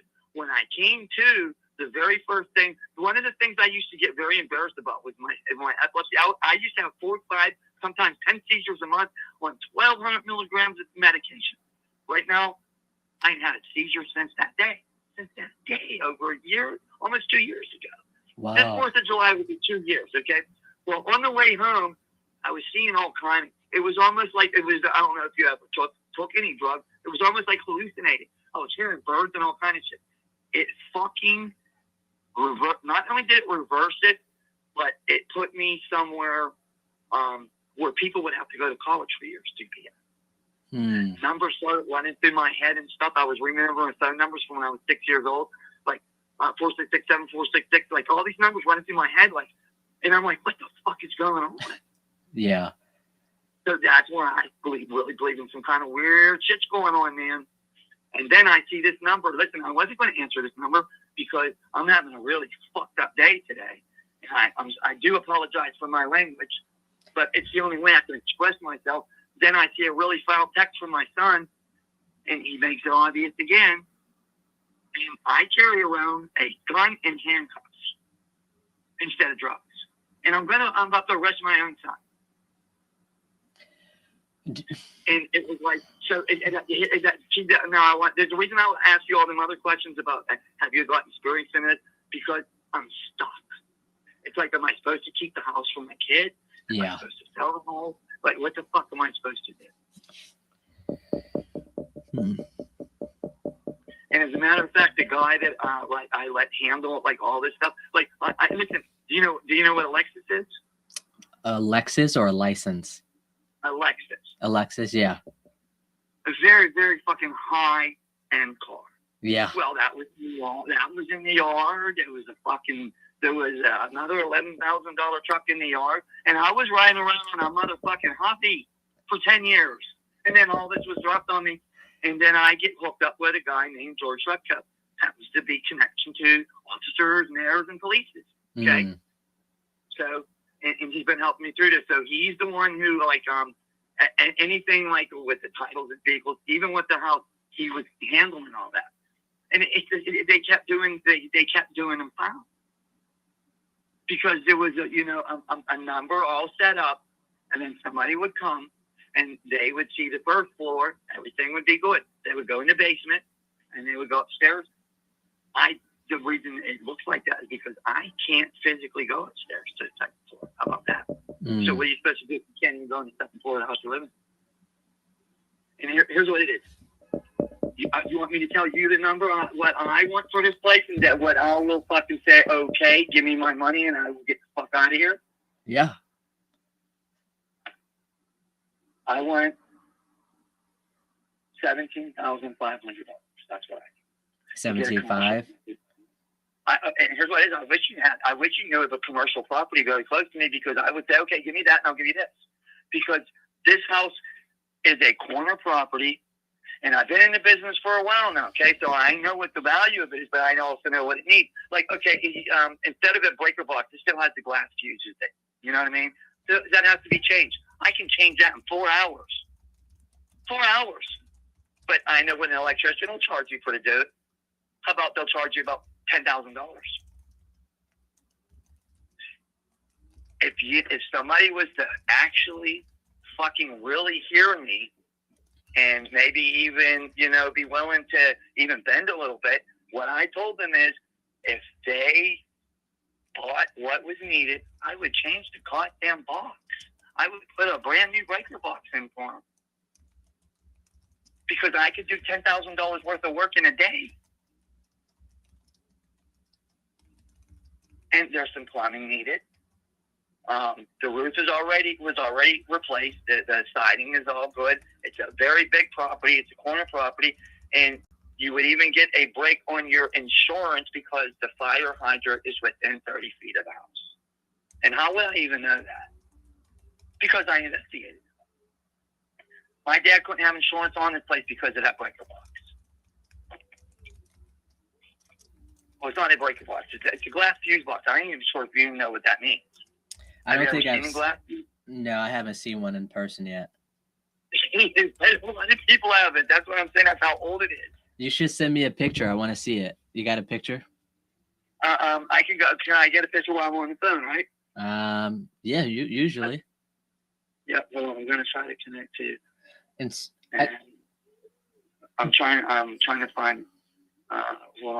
Yeah. Have you started looking for other places to go if you were to sell? Well, yeah, there was a commercial property right down the street here I wanted, because I want to start a roadside service business. Do you know I actually already did that? And you know what I named it? JCB. I named it after my dad. My dad right now has a bank account, a bank card, and a business in his name. He's not even here. And I went from where I was to that. And that's what a lot of people think that it's a great thing. But then there's my family members who stole from me after my father died. They tried to steal the keys to the vehicle. They stole $20,000 from the bank account. No way. That's wrong. And it's like, do you want to know how I would have usually handled that business? I would have ripped their little fucking legs. But couldn't do that because that's a foul, wrong, terrible, violent thing. So I had to eat it. Yeah. And what I ended up doing, because my attorney that was handling all this, and you know what, they laughed at me. One of my clients is still a representative, okay? The Steelers gave my attorney his nickname. Care Bear was his nickname. Not only did he definitely win my case, because I know you know what a short certificate means, right? Mm-hmm. That's not an easy thing to obtain, okay? Not only did he get that, he got me back $7,500 of it because they were withdrawing $500 6, 7, 10 times a day. So one time they withdrew $500 7 times within 15 minutes. How did they get away with that? Because she worked at a bank. She worked at a bank. Yeah. Well, my attorney got me back $7,500 of that. And then they went on a shopping spree with your credit cards on Amazon. And I got a check for $11,500 of that. Do you understand now what I mean by the money just won't click? Yeah. Can you lock it? Like lock the account or close the account? Well, that's all done. Everything is in board and grounds me now. Well, good. And I have a whole bunch of bank cards, and money won't quit dropping on me. But I know you're not going to really understand this. Money has no true, real value to me. Never has. Never has. Do you want to know? Okay, here's something, another thing you want to put. How much money, of all the money that I received, how much do you think I gave away? All of it. I gave away $20,000. I gave it away to people that didn't have no legal right to it, but they were the grandkids. One of them was my brother, because I'm the last survivor. They're all dead, either drug overdose or fucking murder, trying to get goddamn colors, trying to get that fucking pagan jacket. My little brother was stabbed to death 27 times prospecting, if you even know what that word means. Jeez. And when I say a museum, there's my Duquesne shirt, there's my pagan shirt. They're all over the place. And there's shirts here that was worn by the Steelers. There's shirts right here that was worn by the Pirates. And there's shirts here that was worn by motherfucking the Dell Jr. on her. And all that stuff is. I'm gonna have to take this offline. It's hard for me to communicate and be emotionally there. There's a lot of pain here. I'm trying to find a picture to send you, because this was 2 apartments at one time. That's why there's 2 electric meters outside. I could turn this place into 2 apartments in 1 month. Because there's one door, there's 3 separate exterior doors here. There's one into the kitchen, there's one that goes into my bedroom, by the way, everybody's ruining my fucking $1,000 rug. And then there's a main one in the front. That one can go right upstairs to the 2nd floor apartment, and then these 2 can come right here to the bottom floor apartment. But there was 2 separate glass fuse boxes in the basement. It's all on, this whole entire house is on 2 glass fuses. You know how dangerous that is? That is very dangerous. Very dangerous. And my dad had lived here for many years like that. Many years. In the last 10 years, it was very bad, because when my crazy grandmother was living here, she kept running a 220 stove and a 220 dryer at the same time. Jeez. And how about this? I actually found something I didn't even know existed. They make glass fuses that screw in, and it's a little breaker. There's a little tiny button in the middle of it, so it turns it into like a fucking breaker box. Never even know it existed. No, I haven't. It's something I never even knew that existed. And I went to school for an electrician up in when I was in Lake Erie. The house in property is worth $60,000. That's what it's worth. And it's not about, and I told Ed, listen, I dealt with so many people because the commercials don't stop. They don't stop on my phone. Because I'm not sure how you got this number, because this is my new number. This is my JCB number, which stands for James Chester Brown Roadside Service. And I got the tow truck out there and then my other truck. And it's all on hold right now. Everything is just completely on hold. And it ain't about what the property's worth. I just wanted enough that was fair and for me to get into somewhere else and get the fuck away from this place.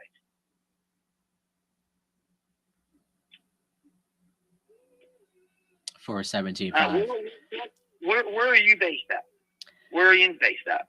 I'm in Overlook. You know where that's at? I'm not Overlook, Overbrook, by Carrick and Brookline. Oh, yeah, very familiar with Carrick. I have a lot of clients that have properties up there. Matter of fact, that Mr. George Cabini, Carrick is where he had a property, and he replaced just the carpet and left the existing pad down. He got sued for $1 million for that shit. Jeez. Because someone's baby died over that nonsense. You can't leave pad down that's been in the house with bugs and roaches, and then they steal the place off and they chemicalized it for the bugs. Well, dumbass left the pad down and put new carpet over top of it. Well, he lost his whole business, everything. Jeez. He actually went to jail for that. That baby died. Is he still in jail, or he got out? Yeah, he got out now. He's out and got a little car lot now, used car lot, because he definitely ain't allowed to get into the property business ever again. He lost every property he owned. You know him? Well, I met him at Home Depot in the floor department, and he couldn't even speak English real good then. Cabini, what does the last name Cabini connect to? What does that name connect to? What country? You said Cabini? Catalina? Yeah, his last name was Cabini. Is the country Catalina? Is that what it's called? No idea. Let me look it up. I don't even know how to spell it. How do you spell that? Cabini was it was George Cabini. K-A-B-U-N-I. Cabini. I'm sorry, K-A-B-U-N-I. And I just knew, you know what I mean?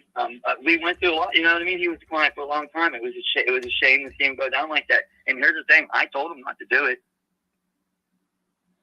Well, it was to save a couple dollars. Yeah, I'm looking for a used car if you got the hookup, you know? Oh, definitely. The car lot down there. As a matter of fact, because I wasn't kidding, when I really did give $20,000 away, and it was Christmas time, and you know what? I felt like Santa Claus, and I had a great time doing it, and it made me feel great. Like I said, money don't have the same value to me that it has to you. I can guarantee you that. And as a matter of fact, people take their used cars all the time and to use for a trade-in, right? Yeah. Most of the time, he'll junk them. I told him I wanted them all, and I will put what little money he needs into them, and I wanted to give them to single moms out there that's struggling just to feed their babies. And he said, why would you do that? And I said, you know what? Why do people keep asking me why? I say, why the fuck not? Yeah. Why not?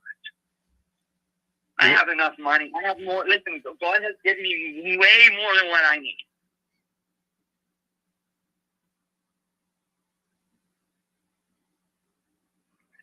And so, you know what it is? People that's always had money can never understand that statement.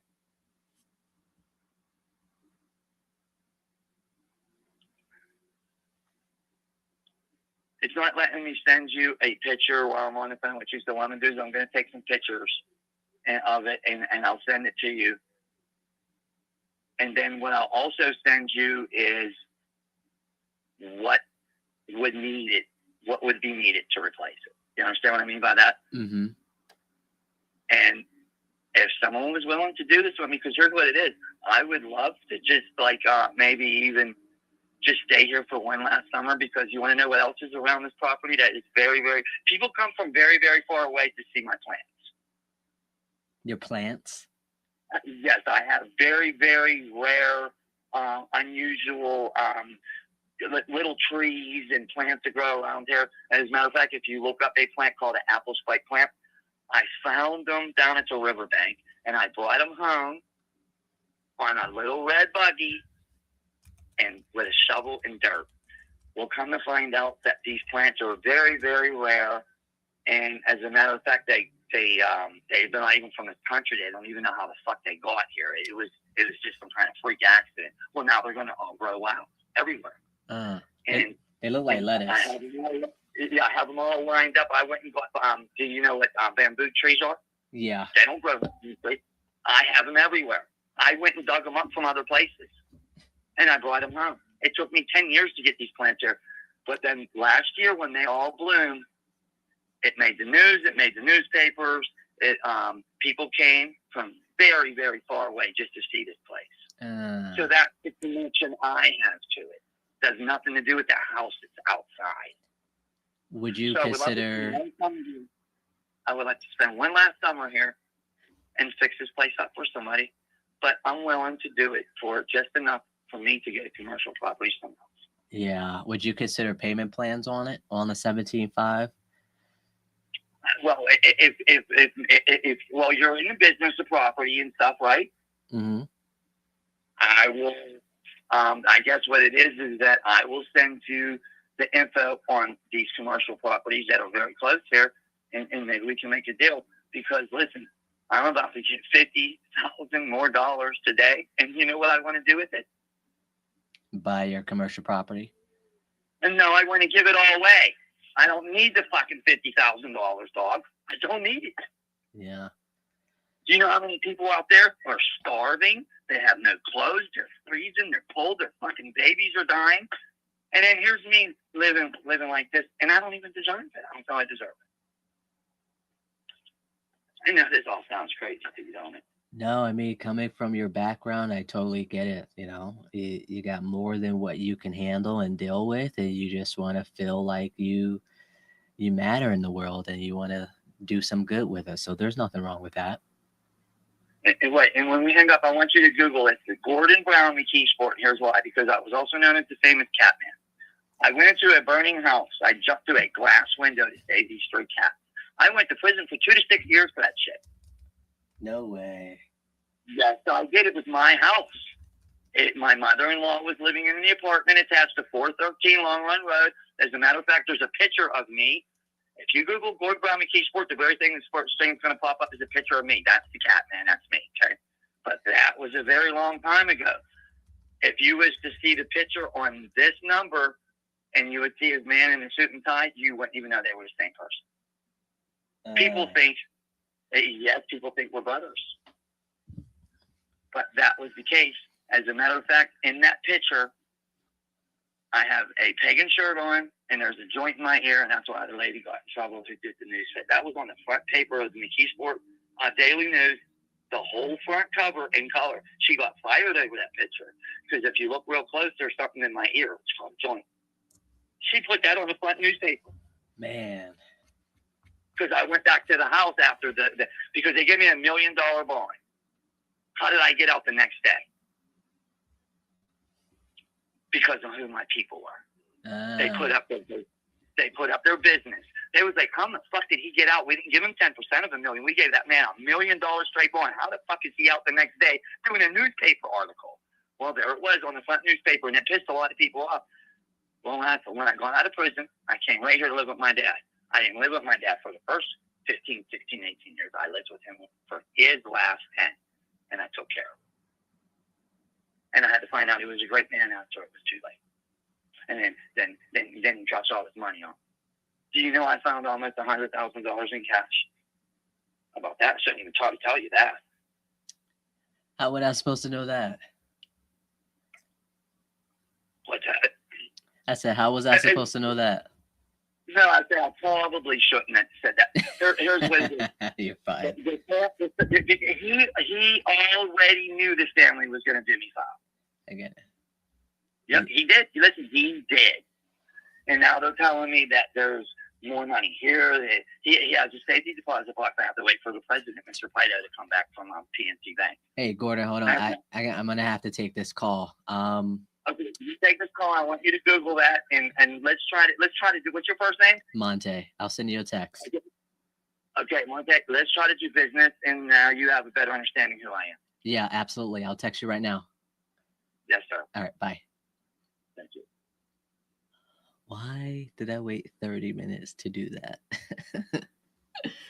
Bruh. I struggle when it comes to those type of sellers.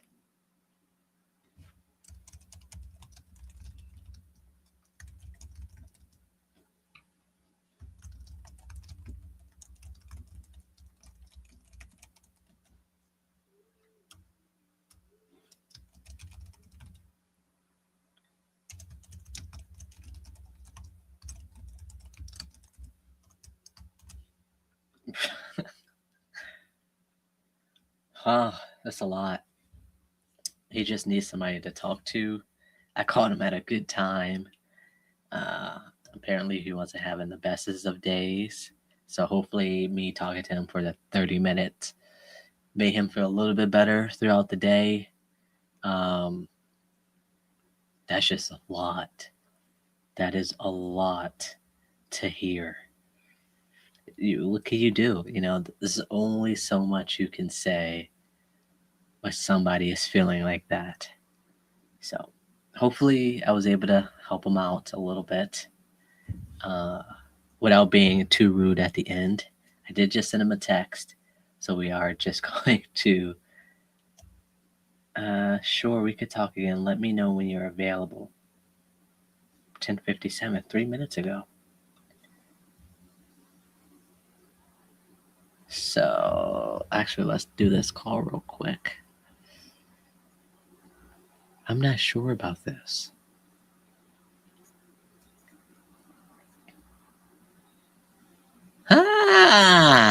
Okay. This is the $1 million multifamily portfolio guy.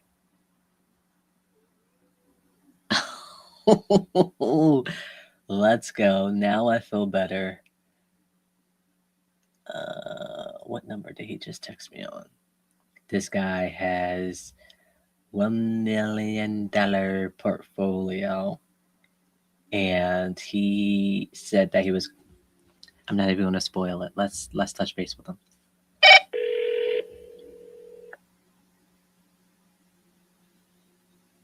He texted me 3 minutes ago, so he should be available.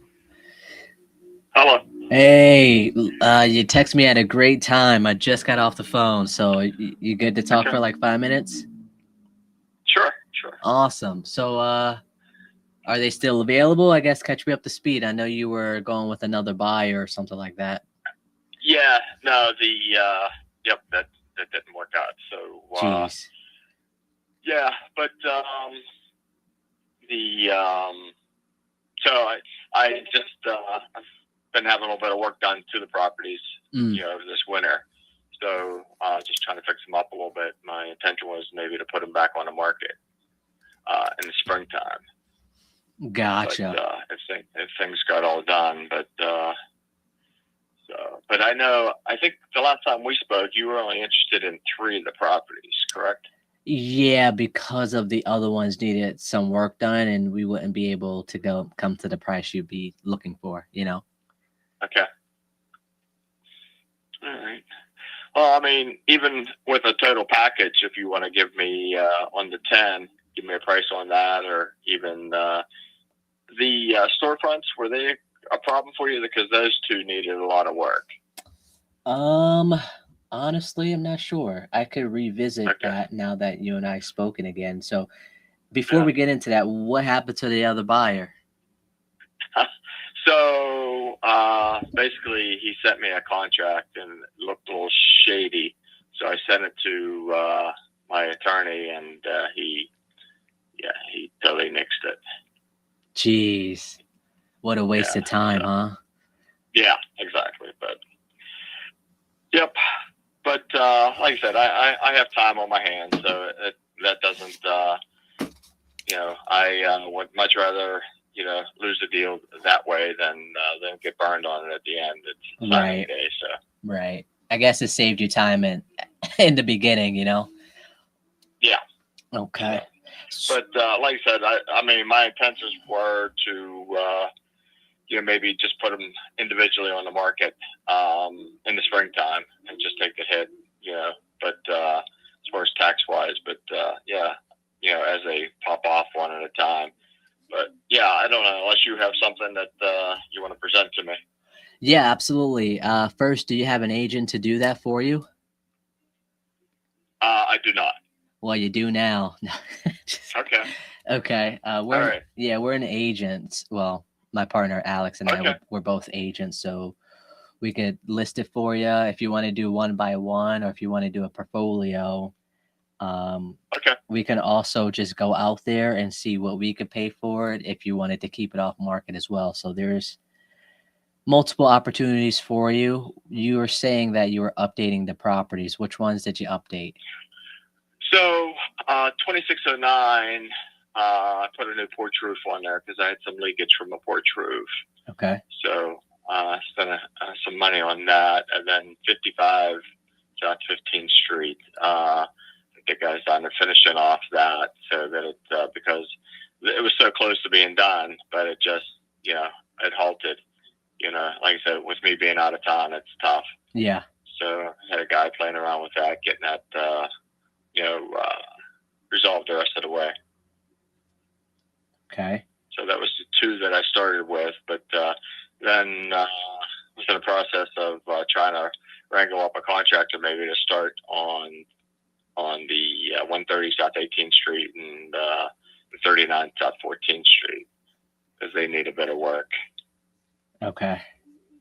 Yeah, I don't know if you recall, but they're just on the studs. So they have mechanicals in them, but they need drywall floors, fixtures, all that good stuff.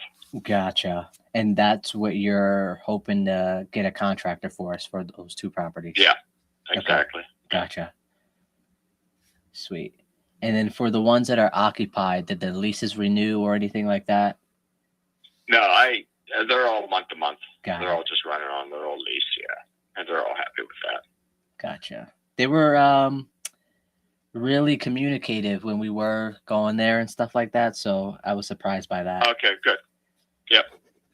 Okay. Yeah, I mentioned to them before that they know I'm out of state and they know my deal here. I mean, they're all the rents are fairly low, pretty low for all of them. So they're they understand my position, and they were told that they wanted to buy the place themselves. They had the opportunity also. So. Right.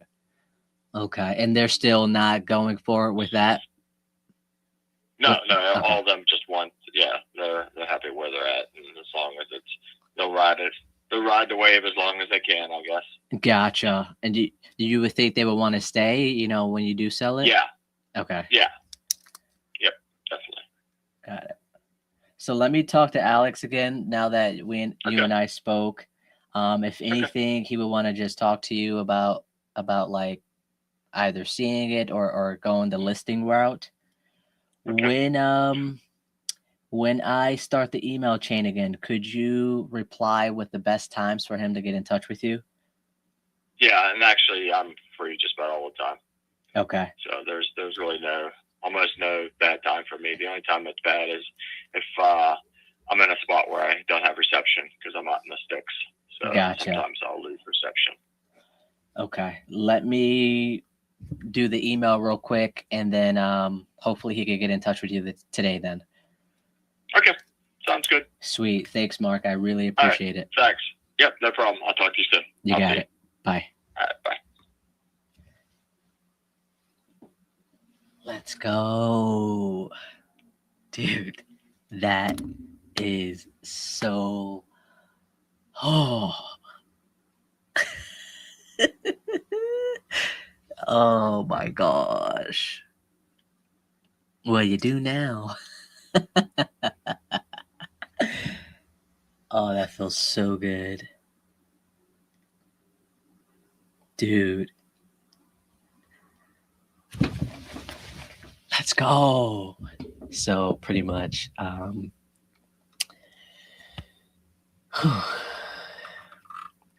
this lead was originally brought back in November, and he's like, I want to sell all 10 of my properties. So 8 of them are residential and multifamily, and the 2 are commercial with apartments at the top.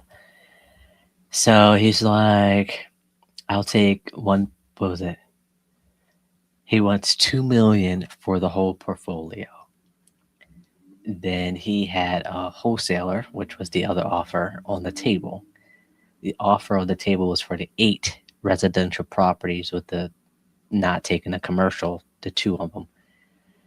So he's like, the offer from the other buyer was 1.9 with a 10K deposit and a 30-day close. And I'm like, that's okay. However, we will still need some time to do our due diligence. So let us know if that one doesn't pan out, and then we can touch base on this as well. So I put him on a warm lead follow up.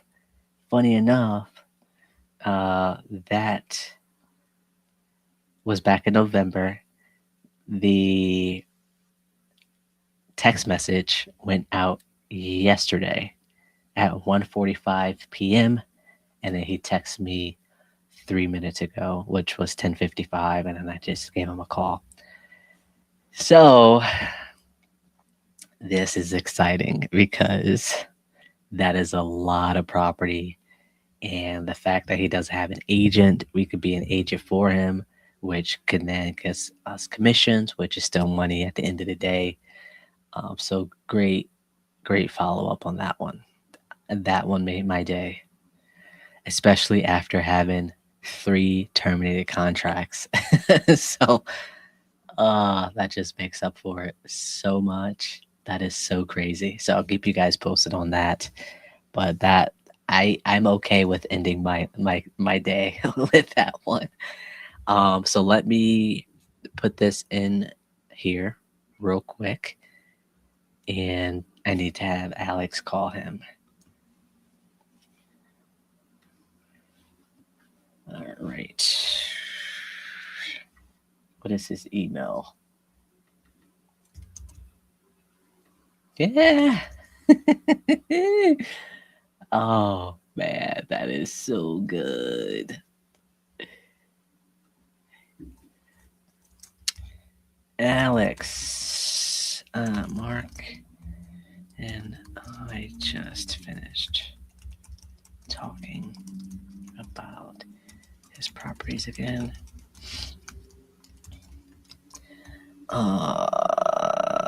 The deal through after attorney looked at the contract. Mark is in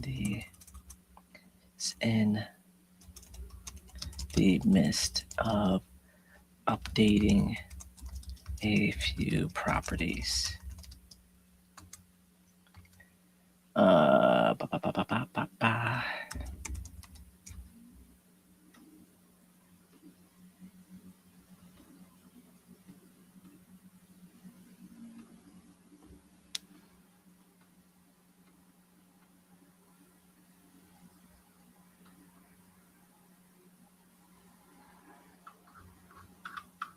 Crap. I'm gonna have to do this off of the live. All right. Man, so excited. So let me take him off of the drip before it sends him another message. So give me a second here.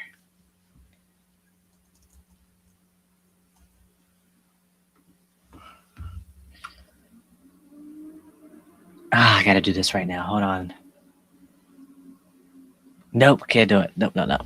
My adrenaline is pumping. Relax, Monte, relax.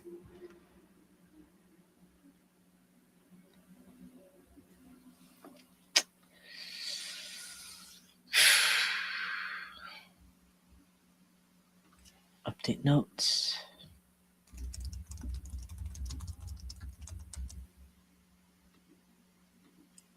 Give me an hour.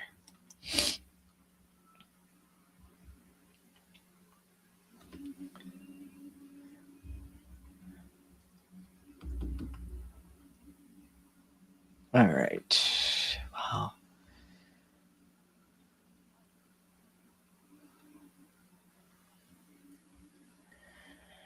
Oh, that made my day, guys.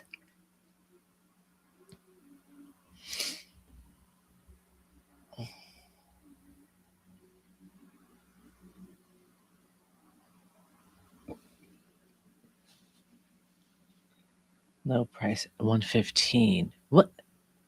Oh, Watlow, this one.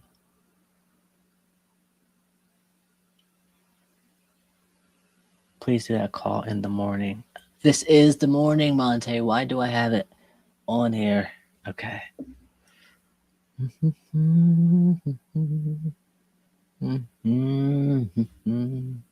Okay, I would try to get some pictures. Great.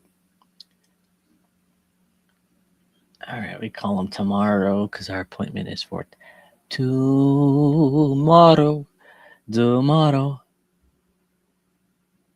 Waiting for the son to call me.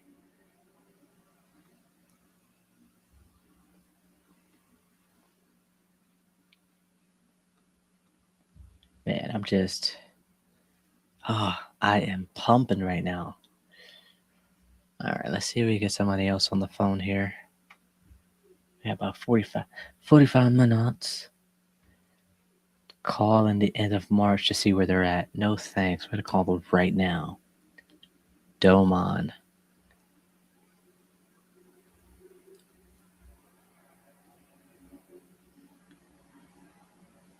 La-da-dee-dee-da,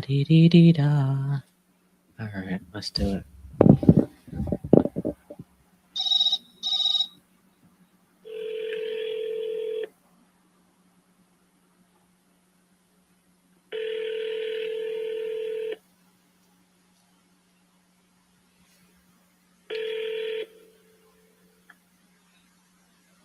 Hello? Hey, Susan. This is Monte. How you doing? Oh, hi. I'm good. How about you? Hey, I am fantastic. I am about to get something to eat, so I wanted to call you before I did that. There you go. Good for you. Yeah, you were my calendar today about the Dormon property. Dorman, yeah. Dorman Street. Yeah, okay. Yeah. You wanted me to touch base with you after the new year, see how things were going. Yeah. Well, my husband and I have been talking about some things, and actually, I had a question regarding. Whoops. Hold on. I'm trying to get. Regarding, is it better to sell with all places occupied or unoccupied? That is a phenomenal question. It depends. Are they good tenants? Well, yeah. I mean, if they're not, they probably wouldn't be there, Yeah. Okay. I mean, try not to keep people that don't pay. Right. Sometimes you have to be a little gracious, but as far as so that's really, I mean, I've heard many different scenarios because if it's all empty, then you can come in and set the price that you want, from the get-go.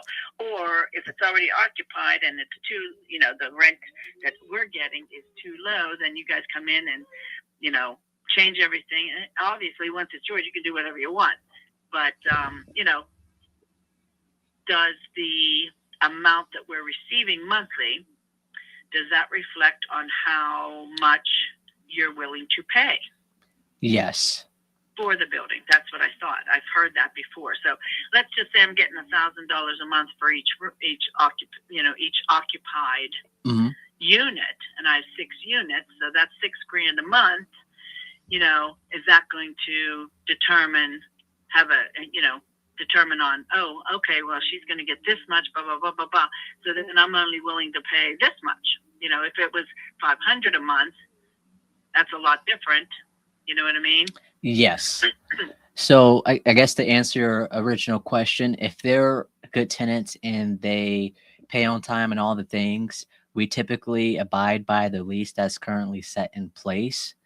And then we will, if the lease is up, we'll, if they want to stay, obviously we want to work with that. It saves us money from having to update it and market it to find new tenants. So we could work with that. If it's vacant, even better. That, just like you said, we could do our own thing. We could start from the jump. And then as far as what we would offer, given what you are getting, we will have to take into consideration, like, I'm speaking to you in investor terms, like what's our CapEx, how much is it going to cost us to hold the property, manage it and all the things. So yes, that plays into a factor of what we can offer you. So everything you said, the answer is yes. Yeah. Okay. That's what I figured. I mean, I've been doing this long enough. I'm not, we're not stupid. Right. We've been doing this long enough, and we know the end game, So right this minute, honestly, Monty, we're not ready. Okay.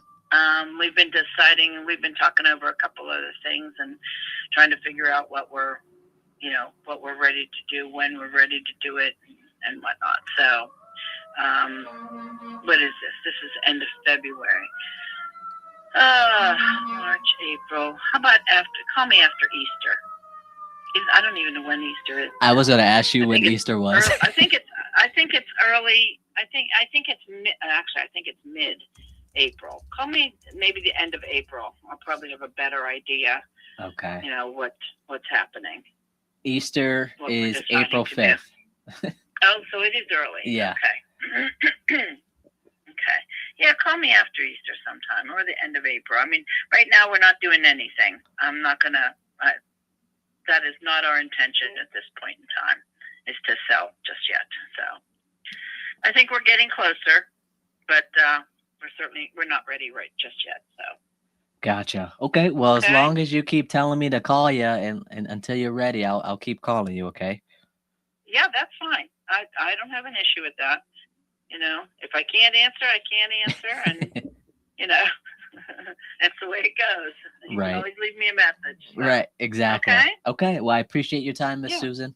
I'm gonna get some food now. Good enough. Take care. Bye. All right. Bye. Oh, sweet mother of Jesus. So it's a 6-unit, all row houses, and she wants $500,000 for it. That's all I really got. I don't know how much you're getting for rent, or if they're all occupied, Section 8, 2-bed, 3-bed. We just have this short little combo, and we just go from there. So this is probably the most we've spoken. The last conversation was back in October 30th for 2 minutes. So we'll see what happens. Okay. Still not ready yet. Wants me to call after Easter. Easter is April 5th. Good that she had some questions though, so that's great.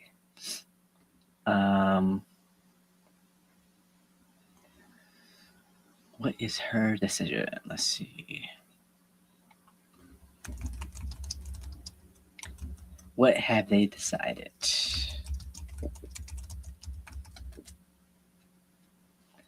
All right, assign it to moi. Easter, April. We're going to do April 8th is after Easter. We'll see. All right, let's get to the next one.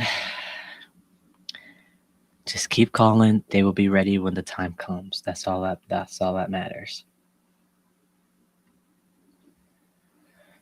All right, Lee.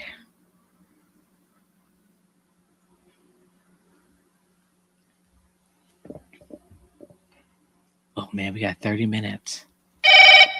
Let's see if we keep these calls less than 6 minutes. That 30-minute really got me.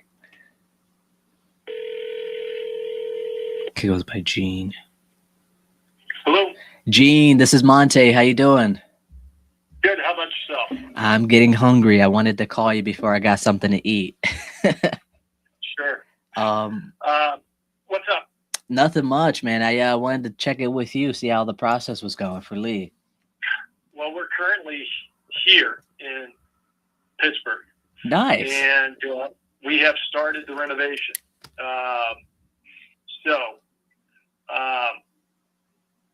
Cleanup is underway, and we got, I should say, cleanup is underway, and hopefully we'll be done here within the week, both downstairs and in the yard. Electrical will be done here in the next day or so. Water, plumbing will be done after that. Okay. We're in the process. Now, the possibility is that if you want to follow up with me in about a week or two, we can have a conversation. You can walk through the house and bid on what we've completed. Okay. And that's a possibility. So if that sounds good, hit me up in about a week or give me about 10 days maybe, and we can see where we're at, and be happy to have you come on over to the house and you can take a walk around and see what you think. Yeah, absolutely. Ooh, I could call you on Friday the 13th. That's 10 days. Yeah, that's fine. Okay. Well, actually, make it a couple days before that. Okay. I know that we're going to be going home that weekend. We're hoping to get a ton of it done, but I know we don't. We are not. For example, windows are going to take a little while because a lot of them need to be replaced. But you can at least see where we're at. Yeah, give me a call maybe on Wednesday or Thursday of that week. Okay. And we can set something up. Okay, so I'll call you Wednesday the 11th then. Sounds good. Okay. You're going out of town Friday or Saturday? Probably Sunday. Oh, Sunday? Well, I'm sorry. It's either going to be Saturday or Sunday. One of the two. Okay. Well, yeah. How about this? Let's just touch base on the 11th, and then we could just go from there. Perfect. Sweet. All right. Well, I appreciate the time, Gene. You enjoy the rest of your day, okay? Thanks for the call, Monty. Bye-bye. Bye. All right, 2 minutes. We're getting there. Currently in town. They started to clean out. We'll call back on the 11th. What are the odds? 2 Friday the 13th back-to-back months. They will be leaving town that weekend. He's going to allow for me to potentially list it for him, which it wouldn't be my list. Well, it would be my listing, but it wouldn't be under my name because I could care less about that. Except for that $1 million portfolio, of course. Actually, it's $2 million portfolio. All right. Where are they at now? The 11th. Yeah, buddy. Let's go to the next one.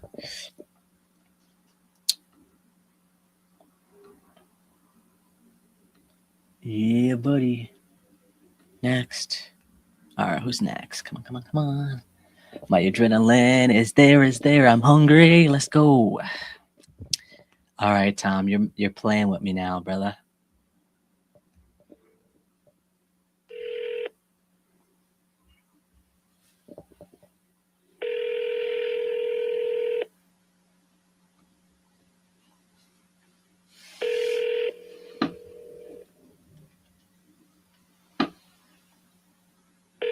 That is really bright.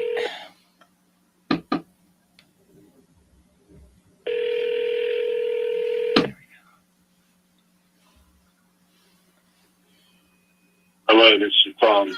I'm unable to get to the phone right now. Please give me a call back or leave your phone number and I will return it. Thank you. At the tone, please record your message. When you've finished recording, you may hang up or press 1 for more options. To leave a callback number, press 5. Hey, Tom, this is Monte. I'm starting to lose hope here. Send me a text, call me back or something. Maybe shoot me an email with those properties. Hope to hear from you either way. Thanks. I'm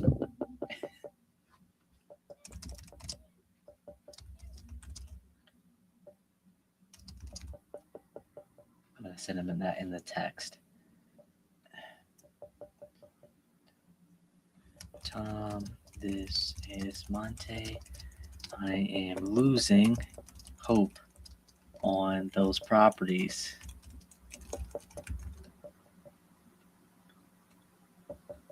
Dude, my stomach is growling right now. All right, I'm going to touch base. All right, I have he's on my dead lead campaign, and it's going to send him a text next week. So we'll let that handle it from there. All right. Didn't fill out the form requesting refund. Ooh. Did I get a refund for these folks? Hold on, guys.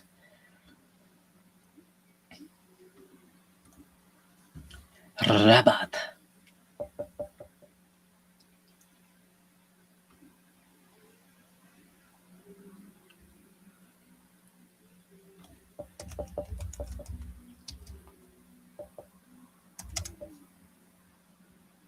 Yes, I did.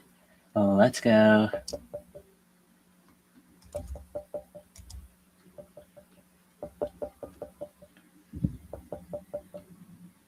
All right, who's next?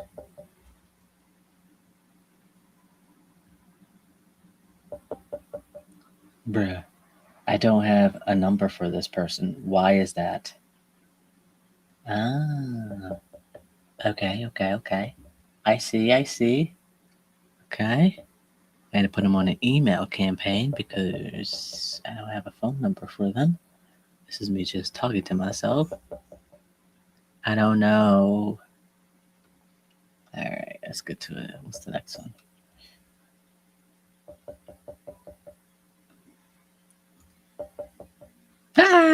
Okay. The tenants. He had to evict the tenants. And,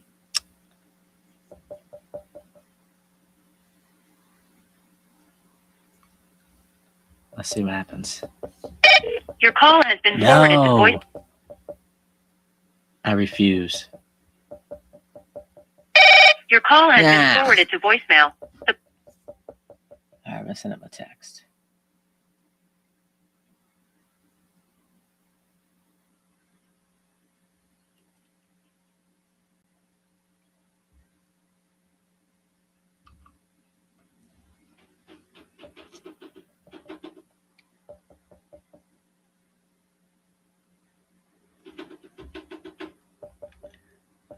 All right.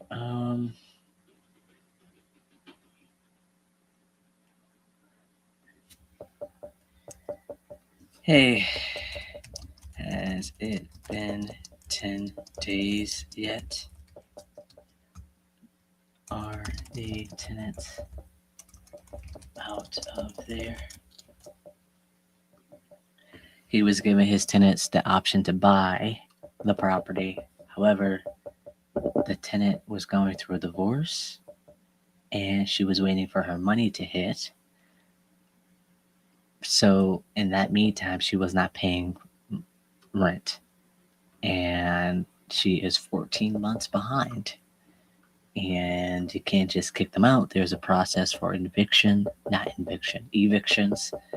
And he had to wait 10 days. And that was on the 4th. So it's actually 20 days. So I should probably check in with him.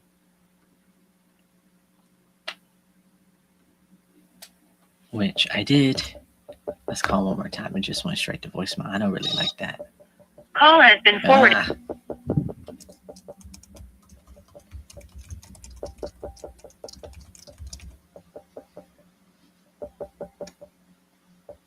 All right, let's get to the next one. Patasan. Pata, pata, pata.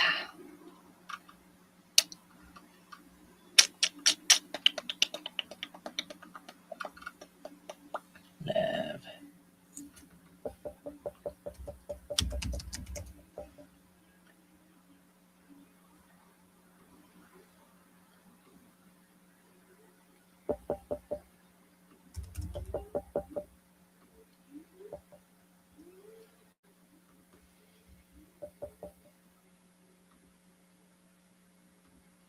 Ah! Oh, the 2 million property. Man, that's a lot of money, bruh. 1% of 2 million is 200,000. That's crazy to me. Oh, we need to mail. I don't send out mailers, so we gotta figure something out. Come on, Miss Kayla. Let's see. Oh, change his mind on selling. Okay. Okay. La da dee dee da dee dee dee da. All right, 16 more to go through. Can we get that done in 26 minutes? Does this lead belong here? Debt lead? Yes, it does. Let's take this off our list. Okay, 15. Who's next? Well, 13, because we got to call 2 of them in the afternoon. Is it looking good to close? Ooh. What the hell is he doing in there? All right, Miss Kayla.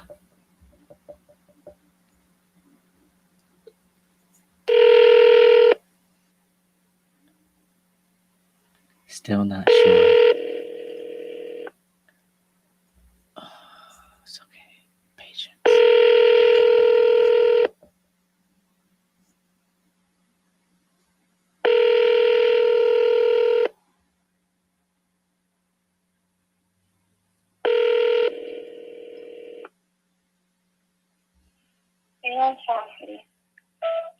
Hey Kayla, this is Monte. I am checking in with you for the Fleming Avenue. You mentioned that you guys are pending an offer and you are in inspection. So this is me just reaching out to see if you guys closed or if it's looking good to close. I would love to send you a congratulations text. Let me know either way. Thanks.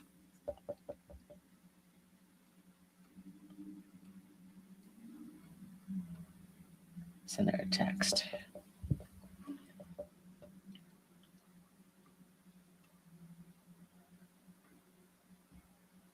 Hey.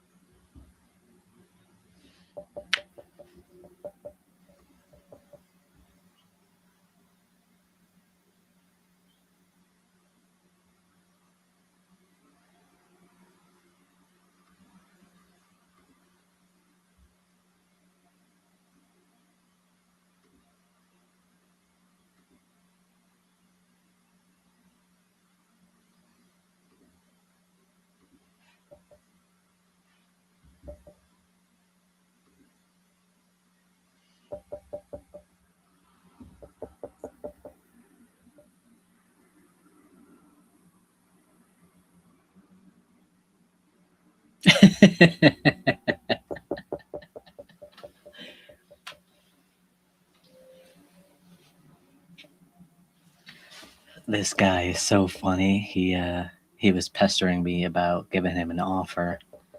And so when I gave him an offer, he banged on me. So I'm going to have to post this video online and I got to edit it. So I think that's so funny. Oh man. All right. Come on. Man. Same thing with this one. I gotta do this over the weekend. It's gonna take too much time. Man. I gotta get another call in here.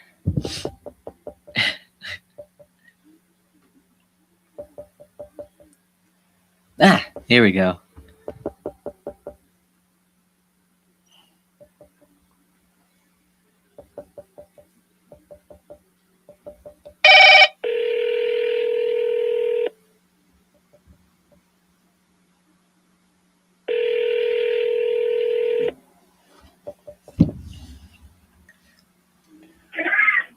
Hello. Hey, Mike, it's Monte. I realized that I didn't call you yesterday because I was just so busy. Oh, no problem. No problem. So I apologize on that. No problem. So what's going on with you? I not much. I'm still coming back from vacation. I'll be back tomorrow. Nice. We're at a looking at a nature center right now. Some stuff here. Oh. So probably better to talk tomorrow anyway. Probably. What time? Tomorrow I'd say probably around anytime in the afternoon is probably good. Like after 12 o'clock, you said? Yeah. Mm-hmm. Okay. I'll put you on my calendar for like 1:30 or something, okay? That sounds great. All right. Thanks. Okay. See you later, Monty. Bye. Okay. Bye. Ugh.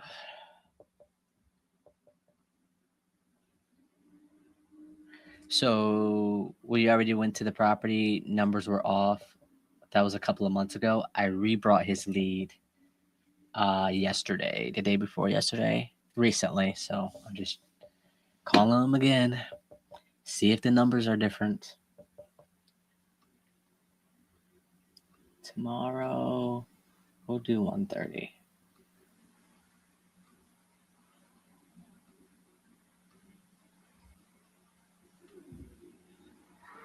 All right, let's go to the next. Go to the next one there, fella.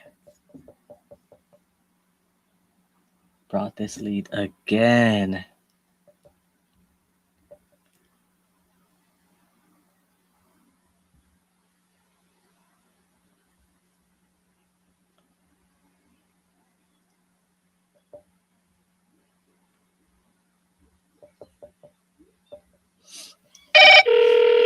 See if he answers. My stomach is bubbling.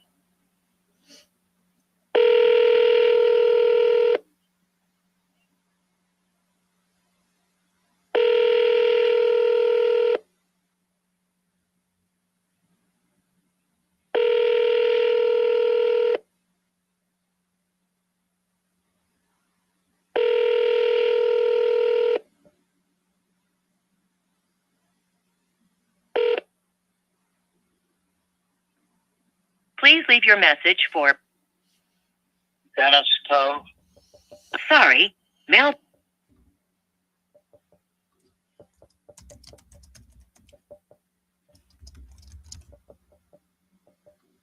Yeah, buddy.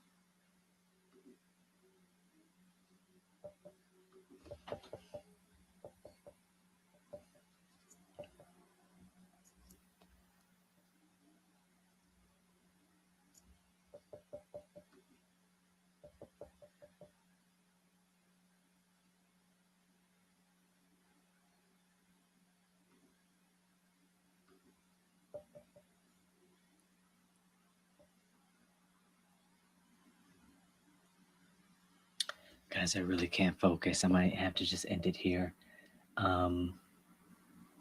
If I could put the microphone by my stomach, I'm curious to what it sounds like. Let me do this last call here, and then I'm going to call it quits here. I really cannot focus. Let me do this last call.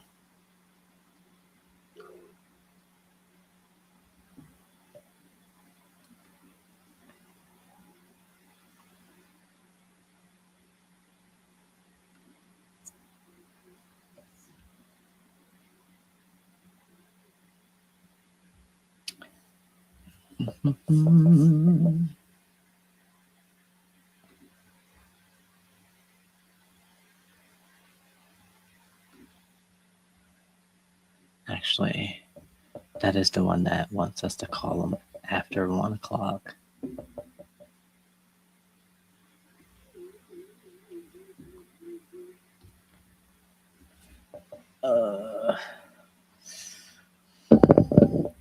This lady keeps saying, check back in with me next week. I'm not sure, next week. And I'm just going to put her as a dead lead. I don't want to do this. Actually, I'm still not sure. Honestly, I'm not even too pressed on it here. Override.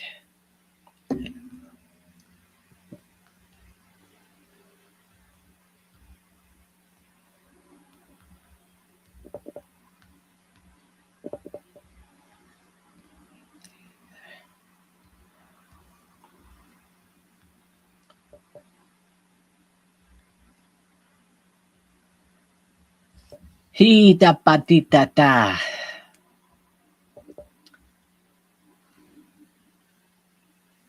Okay, I was calling somebody else. Who was I supposed to be calling? Let's see. Put on email, talk to Mark, wait for him, send contract, call in the afternoon, update notes. Is everything cleaned out?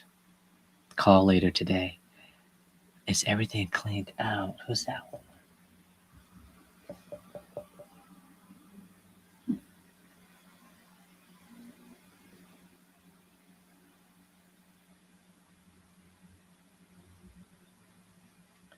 This is the government one. He works for the government.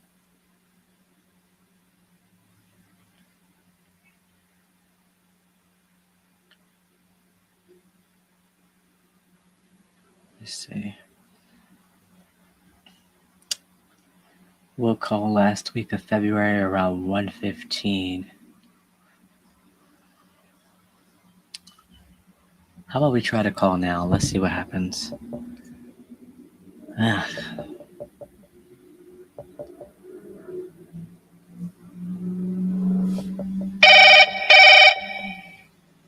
This phone number is protected by spam call filtering. Please press 3-2 to continue.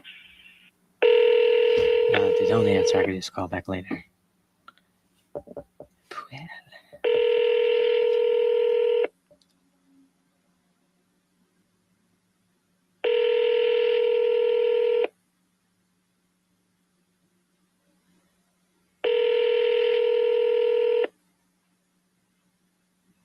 Hello, we are not available now. Please leave your name and phone number after the beep.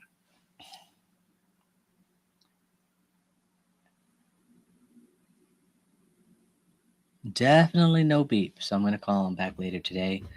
All right, guys. Well, I appreciate the time, energy, and effort. We had 1, 2, 3, 4, 5, 6, 7. 7. We didn't really talk to Mike because he needed to go. So we got 7 calls on this session here. We have a great follow-up with that $2 million portfolio. Bad news, we did have to cancel a contract last night, which today it makes up for it. So that's still good. That 6 unit, that's a good follow-up to go after Easter. So we're good to go on that. I wasn't feeling too confident today because of the amount of canceled contracts that I've had recently. It's just kind of a part of the business, right? Can't always be great. It's just when you have fail after fail, you kind of get discouraged a little bit. So I'm glad that we ended this session a little bit in better spirits. So I appreciate you guys for sticking in with me or hanging in there with me. And I'll see you guys tomorrow. But before we go, you know that relationships are the currency of life. It's not about what you know, it's about who you know. So go out there and squad up because you never know who you're destined to meet. Until next time. Yeah, buddy, let's go eat.